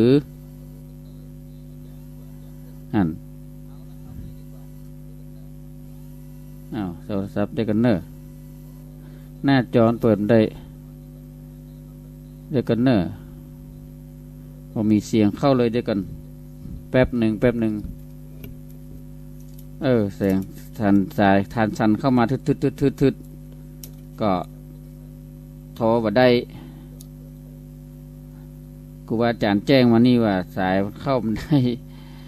เดี๋ยวกันเนอะพ่อแม่ญาติโยมเนาะเอาสายเข้ามานี่เดี๋ยวกันเนอะฮัลโหลติดแล้วฮัลโหลวางไปละมันมีปัญหาแต่เลยโทรศัพท์อาตมาภาพเอาอย่างดีกว่าชะตาญาติโยมทั้งหลายแจ้งเบอร์ใหม่เนอะเอาเบอร์ตรงเลยเนาะโทรมาที่0649982455เนอะโทรศัพท์เบอร์นี้โทรมาได้ละติดละตะกี้ยังไม่ดีเด้กันติดละดีละฮับสายเจริญพรนมัสการเจ้าสาธุโทรจากที่ไหนตั้งใดเจ้าอยู่แม่นี้จากน้องคือเกล่าที่ไหนก็ตุ๊ดน้องคือเกล่าโอ้เสียงดังคุกคักรีพัดลมกับแม่เดี๋ยวสายซ้ำละเดี๋ยวขอยุดที่ตรงนี้ก่อนเดี๋ยวแม่ปีเปิดโทรศัพท์เปิดพัดลมไว้ก่อนเจ้าเปิดเจ้ามันดังเข้าโทรศัพท์นี่มันดังครุบครับอาตมาฟังประชัดเจ้าเลยฟังหูเรื่องนั่นเสียงอันลายก็เข้าอย่างปิดอย่างใดวันนี้ดคิดแล้วเด็กกันเนอร์ฮัลโหลเจ้าโทรจากตั้งใดอยู่แม่น้องเกิดกล่าวเวียงหนองล่องน้องเกิดกล่าวเวียงหนองล่องชัดเจนดีบ่เจ้าชัดเจนดีเจ้าฟังกันวันนี้วันแรกได้ยินเสียงกันเนอมันโทรแล้วมันแบบติดไหมแกโทรศัพท์มันมีปัญหาหน่อยแม่เฮ้ยเจ้าวันนี้โชคดีมันติดสาธุเนออาตมาครูบาสีมื่นปุ่นอยู่เวียงว่าเป้าเฮนเนออยู่เป็นกระเป้าเวียงว่าเป้าคืน94อยู่แม่เสียงชัดเจ๋วดีเนาะอนุโมทนาเนอเดี๋ยวมีโอกาสได้ปะกันเนาะ เจ้า อ้าวสาธุเจริญพร นมัสการเจ้า สาธุอ้าวรับสายต่อไป เจริญพร ไว้ค่ะพระครูครูบาแม่ฟังอยู่เนอะ โยมไม่เลือนบ้านแสนต่อเนอะ เจ้า เอา ชัดเจนดีเนอะ ชัดเจนเนาะเอา เจ้า สายนี้วางเดี๋ยวเข้าโทรสายโทรศัพท์นั่นแม่เนอะอ้าว เจ้าแม่ โยมแม่บ้านแสนต่อเนาะ เจ้าอ้าวโทรสายโจนกัน ชัดเจน ดี ดี อนุโมท แม่ นา ฟั เน ง อะแม่ ตั้ง เนอะ แต่ต้นมาแล้ว เจ้าอนุโมทนาอยู่แม่เนอะสายเข้านักขนาดแม่ เจ้า สาธุ ไว้ เนอะ เจ้า สาธุ มีกำลังใจนะเจ้า สาธุ เจ้ากลับไว้จ้า อ้าวสาธุก็ขอยกเลิกสาย064998เนอะสตาญาติโยม เพราะว่าสายมันจนกันสองสายเนาะขอยกเลิก โทรมาเบอร์0976254770เนอะสายนี้บ่ฮับกันเนาะอ้าวฮับสายเจริญพร ไว้สาเจ้า สาธุโยมแม่น้อยสุขสบาย ค่ะไปฟังอยู่เนอะ สาธุเสียงไก่ขนาดดู โอ้ก็แม่ก็เอาธรรมะเนี่ยเป็นยาใจแม่ที่ อนุโมทนาเนอะอ้าวอนุโมทนาสาธุอยู่แม่เนอะ ตั้งใจครูบาเนอะ สาธุเหมือนกันเนอะแม่อนุโมทนาสาธุ เจ้าค่ะ สาธุโยมแม่น้อยสุขสบายบ้านหนองบัวกัดแจ้งสถาญาติโยมเนอะตอนนี้เบอร์0979625470โทรมาได้แล้วเนอะเจริญพรเงียบไปเห็นละโทรเข้ามาใหม่โทรศัพท์มันมีปัญหาตลอดเลยอาตมาภาพนี่นะจะได้นี่โทรเข้ามาเบอร์นี่เห็นแล้วยังได้เหี้ยรับสายก่อนเจริญพรฮัลโหลติดแล้วบ่อู้แหมกำหลายสายโยมแม่ที่โทรเข้ามาขอเป็นเบอร์0979625470นะโยมแม่เนอร์นะเบอร์064เนี่ยมันต้องโทรแล้วเนอร์นะ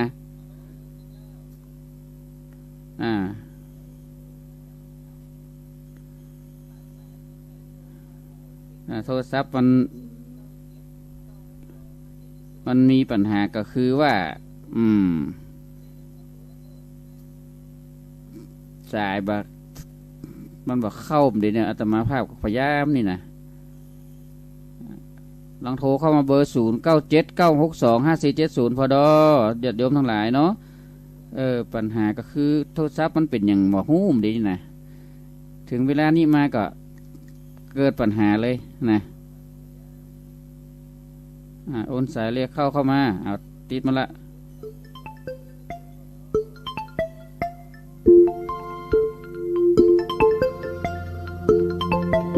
มันรับมาได้เหมือนกันแจ้งมือนี่เอาละปัญหาเกิดขึ้น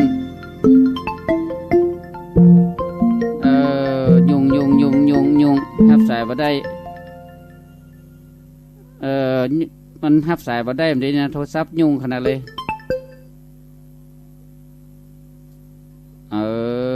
บ่เป็นเรื่องแล้วนี่โทรศัพท์นี่นะตายละเห็นละอันตรายขอย้ำภาพเจริญพร ค่ะไว้สาเจ้า สาธุโยมแม่โทรจากตั้งใด ผมแม่โทรจากอำเภอจุนพะเยาให้เจ้า อำเภอจูนพะเยาเนาะแม่เนาะชัดเจนเนาะจูนที่นี่ ชัดเจนดีเจ้า นโมทนาสา แม่ ธุ กำลังใจนะเจ้า ของแม่ดีสุขภาพร่างกายแข็งแรงเนอะ สาธุโมทนาสาธุเนอะ เจ้า เจริญพรโน่นนี่อู้มวลบ่ได้มีสายเรียกเข้ามาแล้วโยมแม่วางสายกำโยมแม่วางสายกำโยมแม่ต้องวางสายโยมแม่ก่อนเนอะเอาละยุ่งละถ้าบอกวางสายแล้วก็แม่แต่ต้องบ้านห้องละปูนก็โทรมามันโทรศัพท์เป็นอะไรยังบ่ฮู้เนี่ยโอ้ตายแล้วเนาะบ่ฮู้จะว่าใด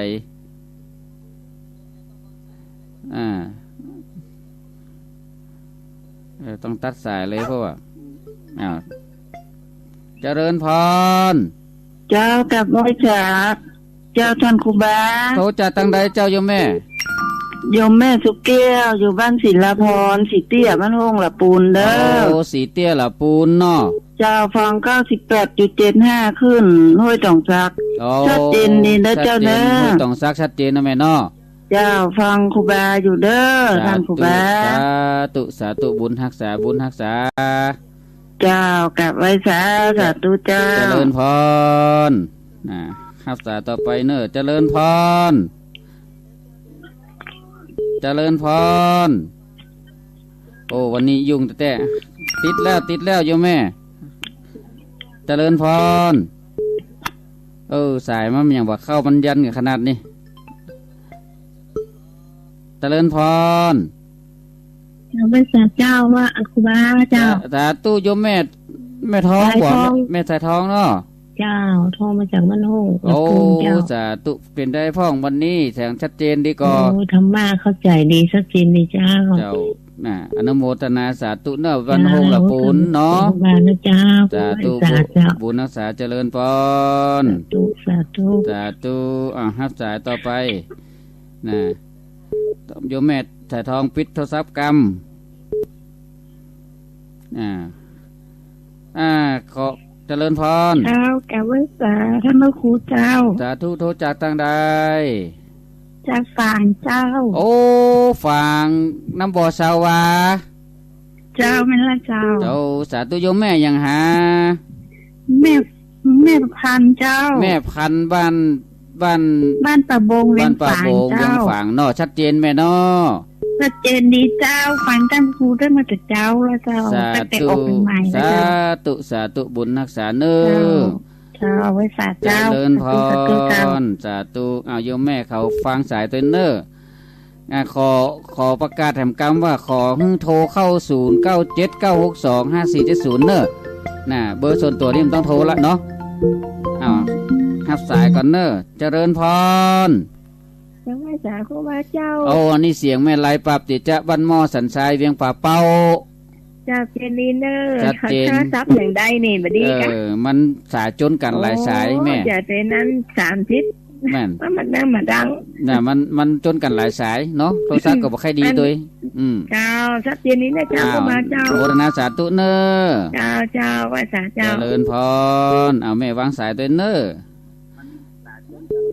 แม่วางสายก่อนเอาละหับสายก่อนเนอเจริญพรแม่ไรวางสายก่อนแม่ไรวางสายหรือยังเจริญพร มาสการเจ้า สาธุโทษจากที่ไหนต่างใดเจ้าอยู่แม่ แม่โทรจากเชียงใหม่เจ้า เชียงใหม่บ้าน สันติเสื้อ โอ้สันปิเสื้อเชียงใหม่กะ เจ้า เดี๋ยวแม่ฟังขึ้นอย่างเจ้าแม่ ขึ้นสี่ ของ อย่างก็น่ะ ของอัน ใช่แต่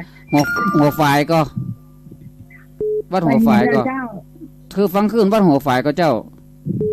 ไปหินกัน อ๋อฝ่ายหิน เจ้า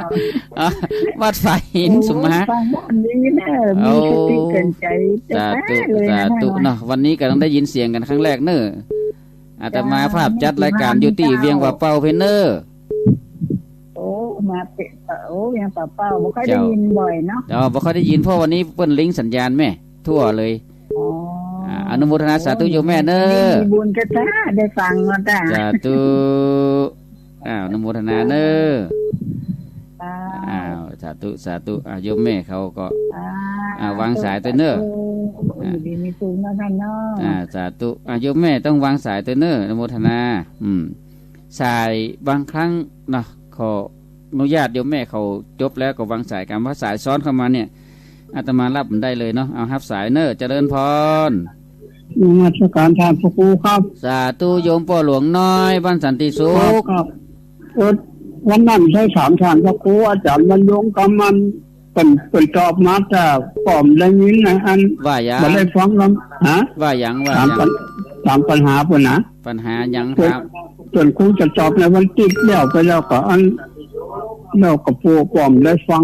แล้วก็ถามทานพระครูครับ เด้อว่าได้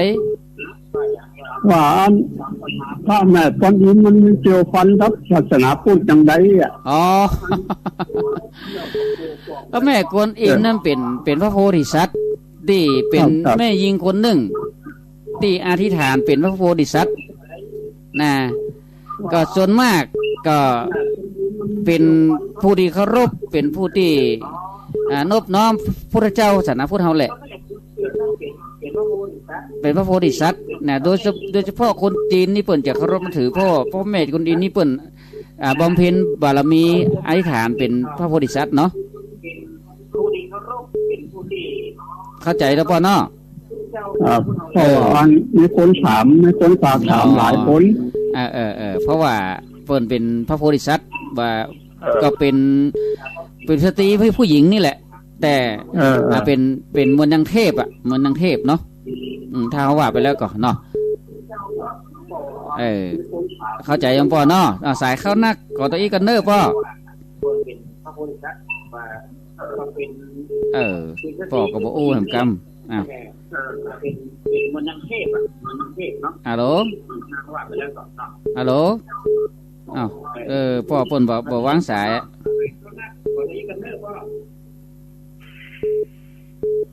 สายติดกันวันขนาดนักอาตมาก็ทับบ่ได้เพราะโยมป่อบ่ยอมวางสายเอายุ่งสาธุกราบนมัสการท่านพระพุทธเจ้าโสจากทางใดครับป่อจากเมียงปานครับโอ้ป่อมีเมืองปานอาตมาไปมาจากเจ้านี่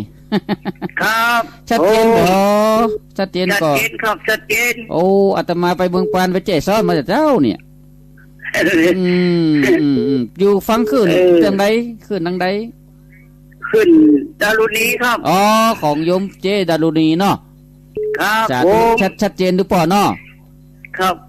ปอน้อยฝนนึงปอน้อยฝนเนาะเมืองปานสาธุบุญรักษาตำบลเจซ่อนตำบลเจซ่อนเนาะครับอนุโมทนาสาธุโยมปอน้อยฝนเนอครับเป็นกำลังใจเลยครับเด้อเหมือนกันโยมปอเนอเจริญพรสาธุปอน้อยฝนเมืองปานเจซ่อนเนาะรบกวนโยมปอเขาปิดโทรศัพท์กำเนอกดโทรศัพท์ออกกำอาตมาฮับสายผ่านไปได้เลยเพราะขายมันค้างอยู่ป่อฮับปิดโทรศัพท์กำป่อน้อย ถ้าอาตมากดทิ้งกับสายนี้ก็จะลดไปละ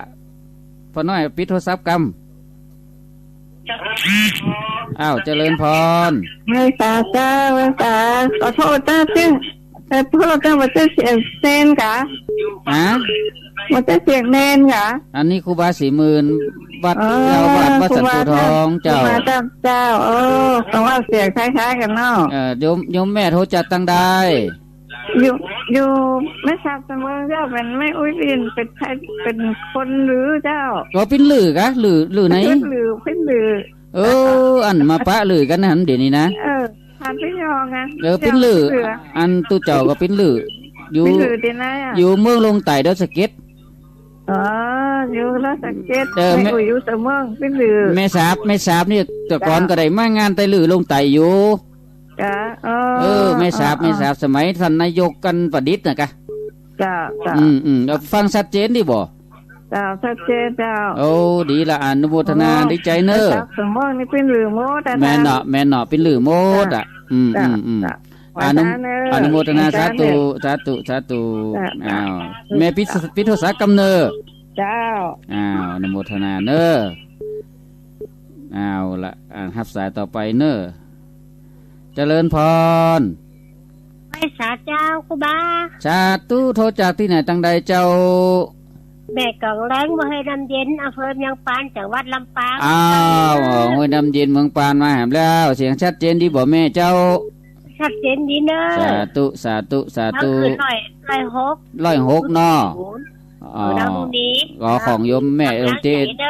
เจ้านี้สาธุบุญรักษาเนอะเจริญพรสาธุปิดโทรศัพท์โดยได้คนน้อย2น้อยเนาะทักทายประสายกันปิดโทรศัพท์กำเนอ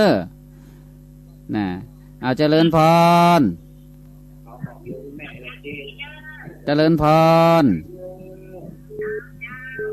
เจริญพรติดแล้วอ้าว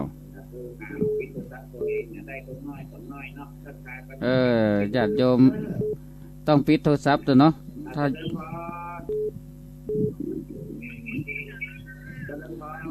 มันมีอยู่สายหนึ่งน่ะบ่ยอมปิดโทรศัพท์อาตมารับสายคนอื่นได้เลยยุ่งเดี๋ยวกันเนอะเคลียร์ก่อนอาตมาขอเคลียร์ก่อนอ้าวโทรมาใหม่กันดีกว่า เพราะโยมแม่เขาบอกโยมแม่บอกปิดโทรศัพท์อาตมาติดสายคนอื่นรับบ่ได้เลยอ้าวกดเข้ามาใหม่โยมแม่0979625470น่ะกดเข้ามาใหม่เพราะว่าสายมันติดกันนักขนาดแล้วก็โยมมีโยมท่านหนึ่งบ่ยอมปิดโทรศัพท์มันก็เลยทับสายอื่นบ่ได้เนาะ36สายอาตมาภาพบ่ได้รับเลยแบบนี้นะโอ้น่ะโยมแม่เขาก็ฟังกันนักหนาป่าป้างอนุโมทนาสาธุสาธุเนอะอ้าวโทรเข้ามาใหม่กดเข้ามาใหม่เนาะโยมแม่กดกันเข้ามาใหม่เนอะนะตอนนี้36สายที่บ่ได้รับเพราะว่าสายมันยันกันขนาดนักตถาญาติโยมแล้วมีท่านหนึ่งเปิ้นบ่ยอมปิดโทรศัพท์สายที่อื่นเข้ามาก็ยากเนาะเพราะฉะนั้นถ้าโยมแม่เขาจบแล้วเนาะก็ช่วยปิดโทรศัพท์กำเนอะนะตายันกันขนาดนักเอามาแล้วครับสายเนอะเจริญพรจากไร่สาเจ้าครูบาสาธุโทจากที่ไหนตั้งใดเจ้าโยมแม่จากหนองบัวชัยปราการเจ้าหนองบัวชัยปราการชัดเจนในบ่อชัยปราการเจ้าชัดเจนดีเจ้าสาธุโอ้ดีใจเนอะไปถึงไก่ถึงชัยปราการเนาะเจ้าฟังแต่เจ้าแล้วเนี่ยเจ้าดีแล้วอนุโมทนาสาธุบุญรักษาแม่เนอะเจ้าสาธุเจ้าสาธุเจริญพรโยมแม่ปิดโทรศัพท์ตัวปิดโทรศัพท์ตัวอ้าวรับสายก่อนเจริญพรไปสาเจ้าสาธุโยมแม่โทรจากที่ไหนตั้งใดแห่ฟ้องวันพงดอนแจ้โฮมลำปางเจ้าแจ้โฮมลำปางเจ้าชัดเจนดีบ่แม่เจ้าชัดเจนหรือเจ้าวันพอดีวันนี้จังดอยหล่อเปิ้นเร่งสัญญาณไปทั่วแม่ก็เลยได้ยินเสียงกันเจ้าแม่เจ้าเจ้าสาธุบุญรักษาแม่เนอสาธุโยมแม่ปิดโทรศัพท์ตับเนอเจริญพรไหว้สาเจ้าสาธุโทรจากที่ไหนตั้งใดสันติสุขดอยหล่อเจ้าสันติสุขดอยหล่อเจ้าชัดเจนดีเนาะสันติสุขวันนี้เสียงเวียงกระเป้าไปสันติสุขเนอวันนี้นะเจ้าแม่อ้วนเจ้าแม่อ้วนเนาะโอ้ได้ยินอาจารย์มันยงถึงประจำเนาะดีละแฟนประจำอนุโมทนาเนอไปว่าเบอร์เก่านั้นใจมาได้แล้วเนาะมาได้แล้วแม่เหืยวันนี้โทรศัพท์ก็ยุ่งขนาดอนุโมทนาโยมแม่เนอสายอื่นเข้าเนาะสาธุปิดโทรศัพท์กับเนอเจริญพรเจ้าขอกราบไหว้สาครูบาสังฆะสาธุเจ้าอยู่ท่าดาฟังบรรลักเกินหน้าท่านข้ามหาอาจารย์แม่สายทินวังปานฟังอยู่เนอเจ้าสาธุโยมแม่สุดยอดคนฟังตั้งหลายใจบ้านบาเศร้าขอพระคุณจัดนักฟังคืนดารุ่นนี้เสียงดังฟังชัดดังแถวตรงซ่านเมืองปานขอพระคุณจัดนักนะท่านพระอาจารย์เสียงดังฟังชัดจากไหว้ศาลเจ้าเนอะคือกำลังใจผ่านพระมหาเนอะเจ้าเนอะขอบอกขอบใจขอบคุณบ่ได้บ่มีอย่างฮือเนอะอายุวโนสุขังพลังเนอะ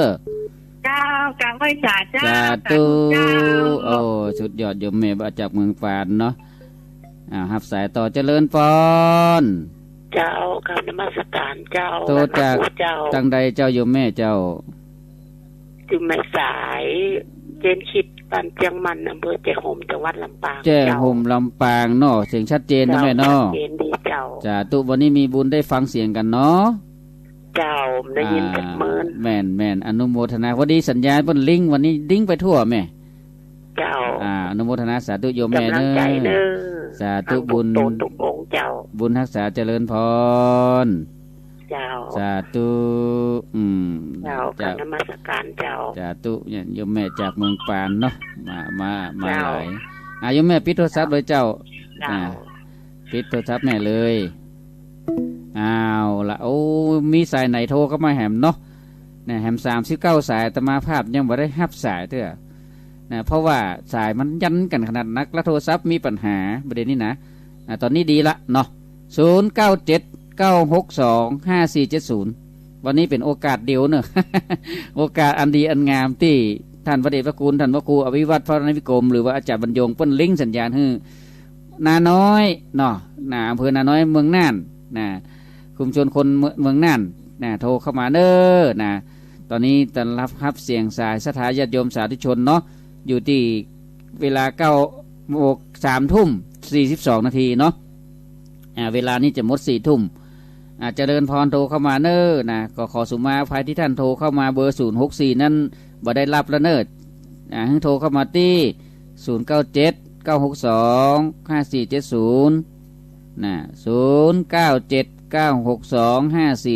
0979625470เน้อในเบอร์สถานีของอาตมาภาพครูบา40,000เน้อมาแล้วรับสายเจริญพรไหว้สาเจ้าครูบามาแล้วแม่สาวแม่สองสีบ้านปงหนองวันนี้สายโทรศัพท์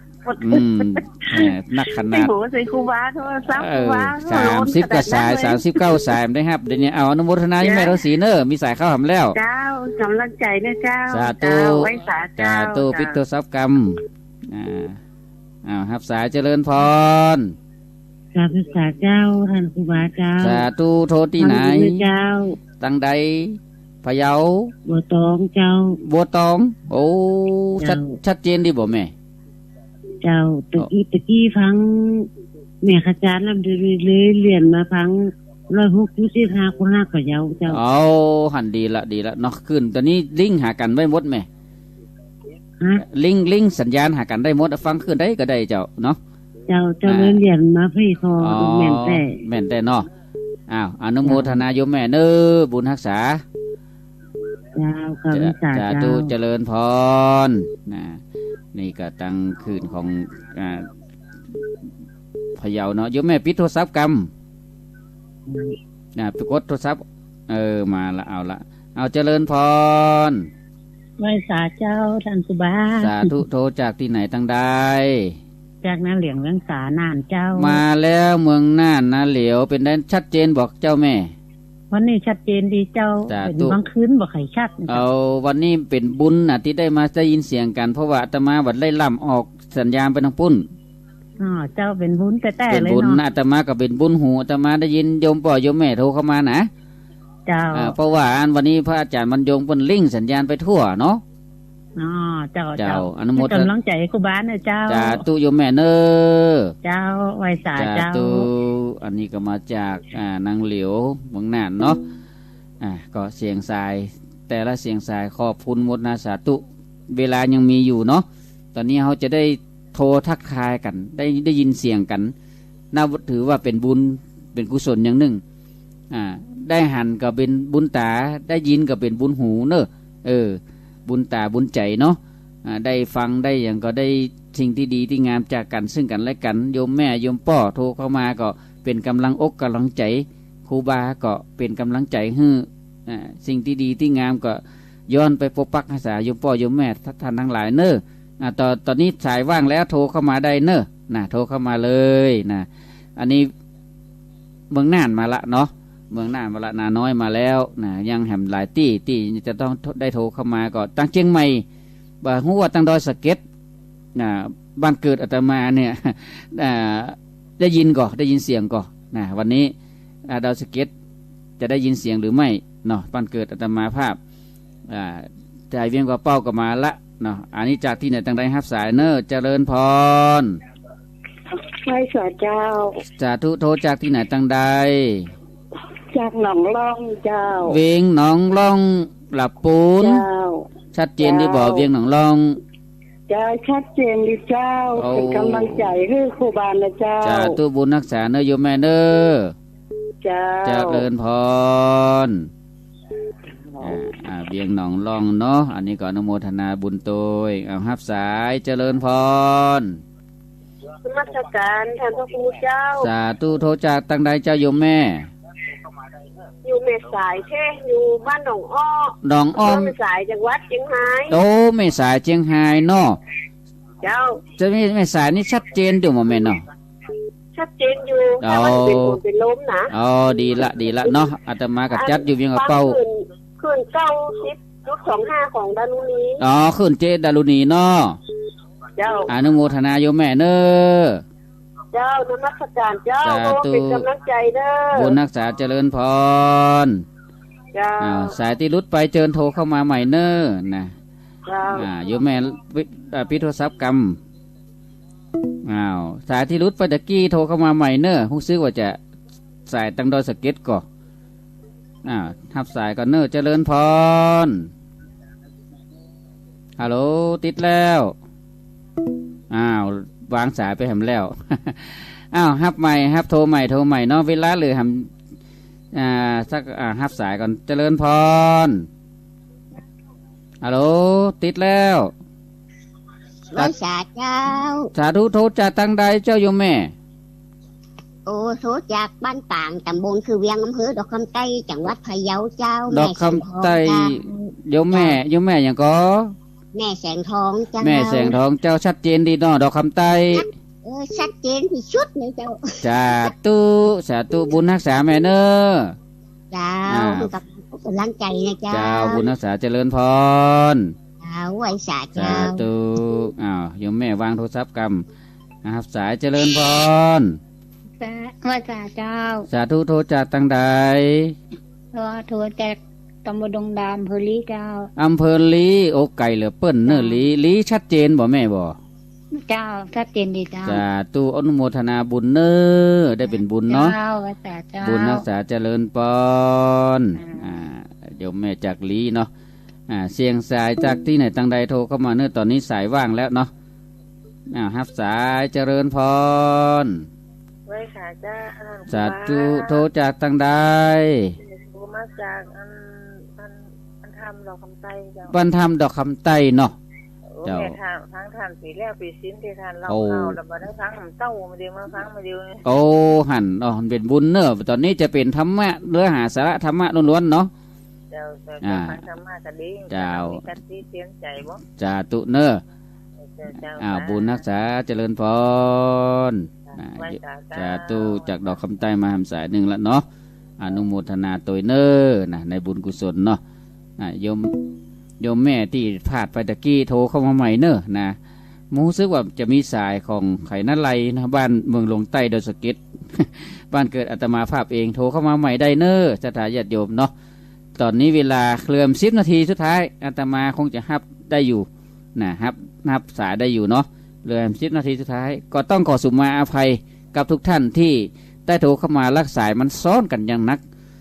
ในจำนวนที่สายไปได้ฮับตอนนี้39 สายญาติโยมทั้งหลายนะก็อนุโมทนาขอบคุณในน้ำจิตน้ำใจที่ท่านทั้งหลายได้เสียสละเวลากดโทรศัพท์โทรเข้ามาอู้จ๋ากับอาตมาภาพครูบา40,000เจ้าอาวาสวัดสันกูทองตำบลแม่จีดีอำเภอเวียงป่าเป้าจังหวัดเชียงรายจัดรายการในคลื่น 94.50 แม่ขจารโมเดิร์นเรดิโอวันนี้ต้องกราบขอบพระคุณพระเดชพระคุณท่านพระครูอภิวัตรพัฒนวิกรมหรือว่าอาจารย์บรรยงที่ได้ริงสัญญาณคลื่นอากาศไปหลายจังหวัดหลายอำเภอเสียงสัญญาณนี้ไปถึงชะตาญาติโยมสาธุชนคนใจบุญตั้งหลายถึงบ้านถึงจองก็กราบขอบพระคุณพระอาจารย์เป็นอย่างยิ่งและอนุโมทนาสาธุกับท่านเจ้าของสถานีขึ้น 94.50 แม่ขจารโมเดิร์นเรดิโอโดยตอนนี้สายยังเหลือ9 นาทีจะโทรเข้ามาได้อยู่เนอะสัญญาณยังมีอยู่เนาะ9 นาทีโอ้ได้ละทับสายเจริญพรสาธุโทรตั้งใดแม่ใจเจ้าแม่ใจไหลอ้อยเจ้าเป็นวัดโอ้ก็ว่าเสียงมันแปลกๆน่าฮักษาสุฮักเจ้าสายมันนักแม่เจ้าฮักษาสุขภาพเนอะสาธุแม่พิโทรศัพท์กรรมฮับสายอื่นก่อนเนอะเจริญพร กะวันสาเจ้าโทรจากที่ไหนตั้งใดแม่สิการบ้านห้วยส้มตำบลเจดีย์หลวงอำเภอแม่สวยเจ้าโอ้แม่สวยเนาะโอ้โยมแม่สวยเนาะชัดเจนด้วยแม่เนาะเจ้าชัดเจนเลยเจ้าจ้าตูบุญรักษาเน้อเจ้าเจริญพรจ้าตูครับสายเจริญพรไหว้สาทานมหาเจ้าโอ้โทรจากตั้งใดเจ้าโยมแม่จากแม่สลัดเจซ่อนนะเจ้าอยู่เมืองปานจากวันลำปางเจ้าอยู่เจซ่อนเมืองปานเนาะเจ้าเป็นได้ชัดเจนดีไหมเนาะชัดเจนดีบัดได้ยินแต่เก่ามาเจ้าไปงานนั่งขาวดำมาเดียวนี้ภาระหน้าที่ก็มีก็ทำไปเนาะแม่เนาะอย่างอีละปั่นอกปั่นใจให้กันเนาะหันใจกันย้ำจนย้ำเจ็ดย้ำจากเลยแม่เนาะอนุโมทนาสาธุแม่เนอเจ้าสาธุบุญนักษาเจริญพรอันนี้เขาจากเมืองปานแห่งสายหนึ่งเนาะพี่น้องเมืองปานนี่ฟังกันหลายท่านนะแต่เจ้าอาตมาก็ไปเจ๊ซ้อนมาไปคลายร้อนเพราะว่ามันงุดงิดงุนงานก็เลยไปเอาอารมณ์เย็นหน่อยคือน้ำตกเจ๊ซ้อนนะที่อาตมาได้ไปเนาะเหลือเวลาทำ7 นาทีคอมสัก3 สาย4 สายเนาะ7 นาทีนะอันนี้ก็ต้องอนุโมทนาสาธุกับสายธรรมทุกท่านบอกว่าจะเป็นเบียงหนองล่องอำเภอลีแม่สวยแม่สายแม่ใจอำเภอจุนนะเฟือนาน้อยนะอำเภอเมืองปานนะที่โทรเข้ามาอำเภอเวียงป่าเป้าก็ดีอำเภอวังเหนือก็ดีอนุโมทนาสาธุกับทุกท่านที่ได้โทรมาเป็นกำลังอกกำลังใจอัตมาภาพครูบา40,000นะบุญกุศลที่เป็นเนื้อหาสาระธรรมะวันนี้ก็ขอให้เป็นบุญกุศลไปปกปักรักษาโยมป่อโยมแม่ท่านต่างหลายให้ได้อยู่ดีมีสุขบนตุกบนโศกบนโลกบนภัยในวันอังคารหน้าเราก็จะได้มาพบปะกันแหมแต่ว่า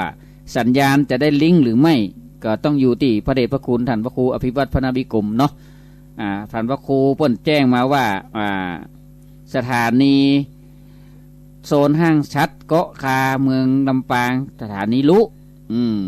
ของโยมดารุณีกำลังเร่งแปลงอยู่เน้ออีน่ะก็ตังห้างชัดลำปางนี่ก็เกาะคาก็ได้โทรเข้ามาเนาะสถานีลุเรือหำ6 นาทีนะสถานญาติโยมยังโทรเข้ามาได้อยู่นะถ้าเหลือทำ3 นาทีอาตมาภาคก็จะปิดสายโทรศัพท์แล้วเนาะก็อนุโมทนาสาธุกับทุกท่านนี่แหละสถานญาติโยมทั้งหลายธรรมะขององค์พระสัมมาสัมพุทธเจ้ามาจากธรรมชาติ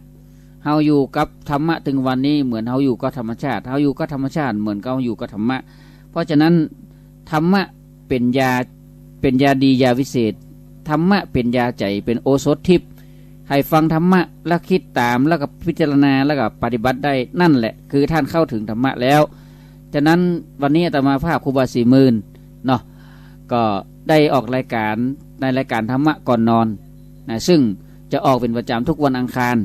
แต่ว่าสัญญาณนั้นจะริงไปทุกวันอังคารหรือไม่ก็ต้องรอฟังทางศาสนีแม่เบสใหญ่เพิ่นเนาะอาตมาภาพก็ต้องขอบคุณและอนุโมทนาในความห่วงใยและขอส่งความปรารถนาดีไปยังโยมป่อโยมแม่ทุกท่านทุกคนได้อยู่ยังบ้านยังจองเนาะในค่ำคืนนี้ให้ได้อยู่นี้มีสุขรับดีฝันดีเนาะสิ่งต่างๆในการดำเนินชีวิตก็จะต้องใจคำว่าขันติคือความอดทนทุกอย่างแล้วก็เอาธรรมะเป็นยาประคับประคองจิตใจทำให้จิตใจนั้นสงบสะอาดแล้วก็มีความเฟื้อเผื่อแผ่ซึ่งกันและกันเกื้อกูลซึ่งกันและกันเฮาถึงจะอยู่ร่วมกันได้ในสภาพอากาศอันร้อนอบอ้าวนี้ก็ขอทุกท่านอย่าจะไปฮ้อนใจสายมาจากตังปุ้นเนาะใครโทรมาตังใดนี่ เจริญพรโทรจากตังใดขอโทษด้วยนะเจ้าโทรเข้าเบอร์ส่วนตัวนะเจ้าโทรจากตังใดเจ้าอันจากกันเมืองฝางเจ้าเมืองฝางเจ้าโยมแม่อย่างจ้านี่โยมแม่ปราณีเจ้าโยมแม่ปราณีฟังน้ำบ่อสาวาเนาะ เจ้าฟังน้ำบอสวาอนโม ฟัง ท ทุ นาก องค์นะเจ้า อนโมทนาสาธุโยมแม่เนอแม่ปารานีเนอ เจ้ากลับวันสามนะเจ้า บุญรักษาเจริญพรสาธุโยมแม่ปราณีเนาะจากเมืองฝางเนาะก็โทรมาในสายนี้ก็อนุโมทนากับโยมแม่ตัวเน้อนะบางตะกี้มันโทรศัพท์อาตมาบดีก็ได้สายนี้ไปกำหนึ่งก็อนุโมทนาเน้อนะเหลือเวลาแหมบอกกิตาใดก็จะหมดเวลาแล้วเนาะมาละเจริญพรอาจารย์ สาธุ ฟังอยู่แน่ สาธุโทรจากที่ไหนตั้งใด จากสัญชายเจ้า สัญชัยอำเภออย่างแม่ อำเภอเวียงกับเป้าเจ้า โอ้สัญชัยบ้านหม้อบ่ เจ้า โอ้บ่ลำได้ยินเสียงเนาะ เจ้า อนุโมทนาโยมแม่เนอ สัญชายเจ้า เจ้าอนุโมทนาเนอแม่เนอ จะฟังตลอดอาจารย์ เจ้า มีกำลังใจเนอะพระอาจารย์ สาธุเนอบุญรักษาเจริญพรเนอ เจ้า โยมแม่ปิดโทรศัพท์ แม่ กัน ชุกอะ โยมแม่ปิดโทรศัพท์กันได้ท่านจะรับสารนี้ก่อนอนุโมทนาเนอจะหมดเวลาแล้วปิดโทรศัพท์กันเนอฮัลโหลเจริญพร ไหว้สาเจ้า สาธุโทรจากไหนเจ้าแม่ ปัจจัยคลีเจ้า ไปจังตะลี่เนาะ ถ้าพระครูมาจัดวันอย่างนี้วัน วันอังคารแม่ มาทุกวันกลางกัน ได้ทุกวันอังคารเจ้าแม่เนาะ ครูก็ม่วนเนาะ สาธุบ้าน บุญ เดิมอยู่หลายเจ้าศาสตร์เนี่ย นะ ถ้าพระครูอยู่วัดหลายเจ้า วัดสันกูทองมีกระเป้าเจ้าแม่ เจ้าเนาะ ต้องจ่ายนะท่านเด้อ บุญรักษาเจริญพร ถ้ามีเป็นสร้างอย่างเจ้าอย่าฝากซองให้คุณอาจารย์มันโยงให้เจ้าเด้อ สาธุวัดสันกูทองนะแม่เนอกูบาสิ พระครูอยู่ถึงวัดเจ้าเด้อ สาธุกูบา40,000นะแม่เนอ เจ้า เจ้าเจริญพรนะฮับสายสุดท้ายเนอเจ้าสาธุอยู่แม่ขอฮับสายสุดท้ายฮับสายสุดท้ายกันเนอเจริญพร จ้าไหว้สาเจ้า โทรจากที่ไหนตังใดเจ้าโยมแม่ ฟังแป้งหินเทพเสด็จเจ้า โอ้ก็แป้งหินเดชดิโดยสเก็ต เจ้า แต่โอ้สัญญาณชัดเจนก่อเจ้ากูบา40,000เนอเอาละทักทายกันตัวอีกกันเนาะเวลาหมดพอดี จ้า สาธุเจริญพรตอนนี้ก็ของดการใช้สายเสียงตัวอีเนาะอาตมาภาคครูบา40,000ก็ต้องขออนุโมทนาสาธุกับทุกเสียงทุกสายที่ได้โทรเข้ามาในค่ำคืนนี้บุญใดกุศลใดที่ศรัทธาญาติโยมสาธุชนทั้งหลายได้ทำไปแล้วขอบุญนั้นกุศลนั้นจงเป็นตบะเดชะพระบาปใจพระมหาสาทุกท่านเด้อขอเจริญพร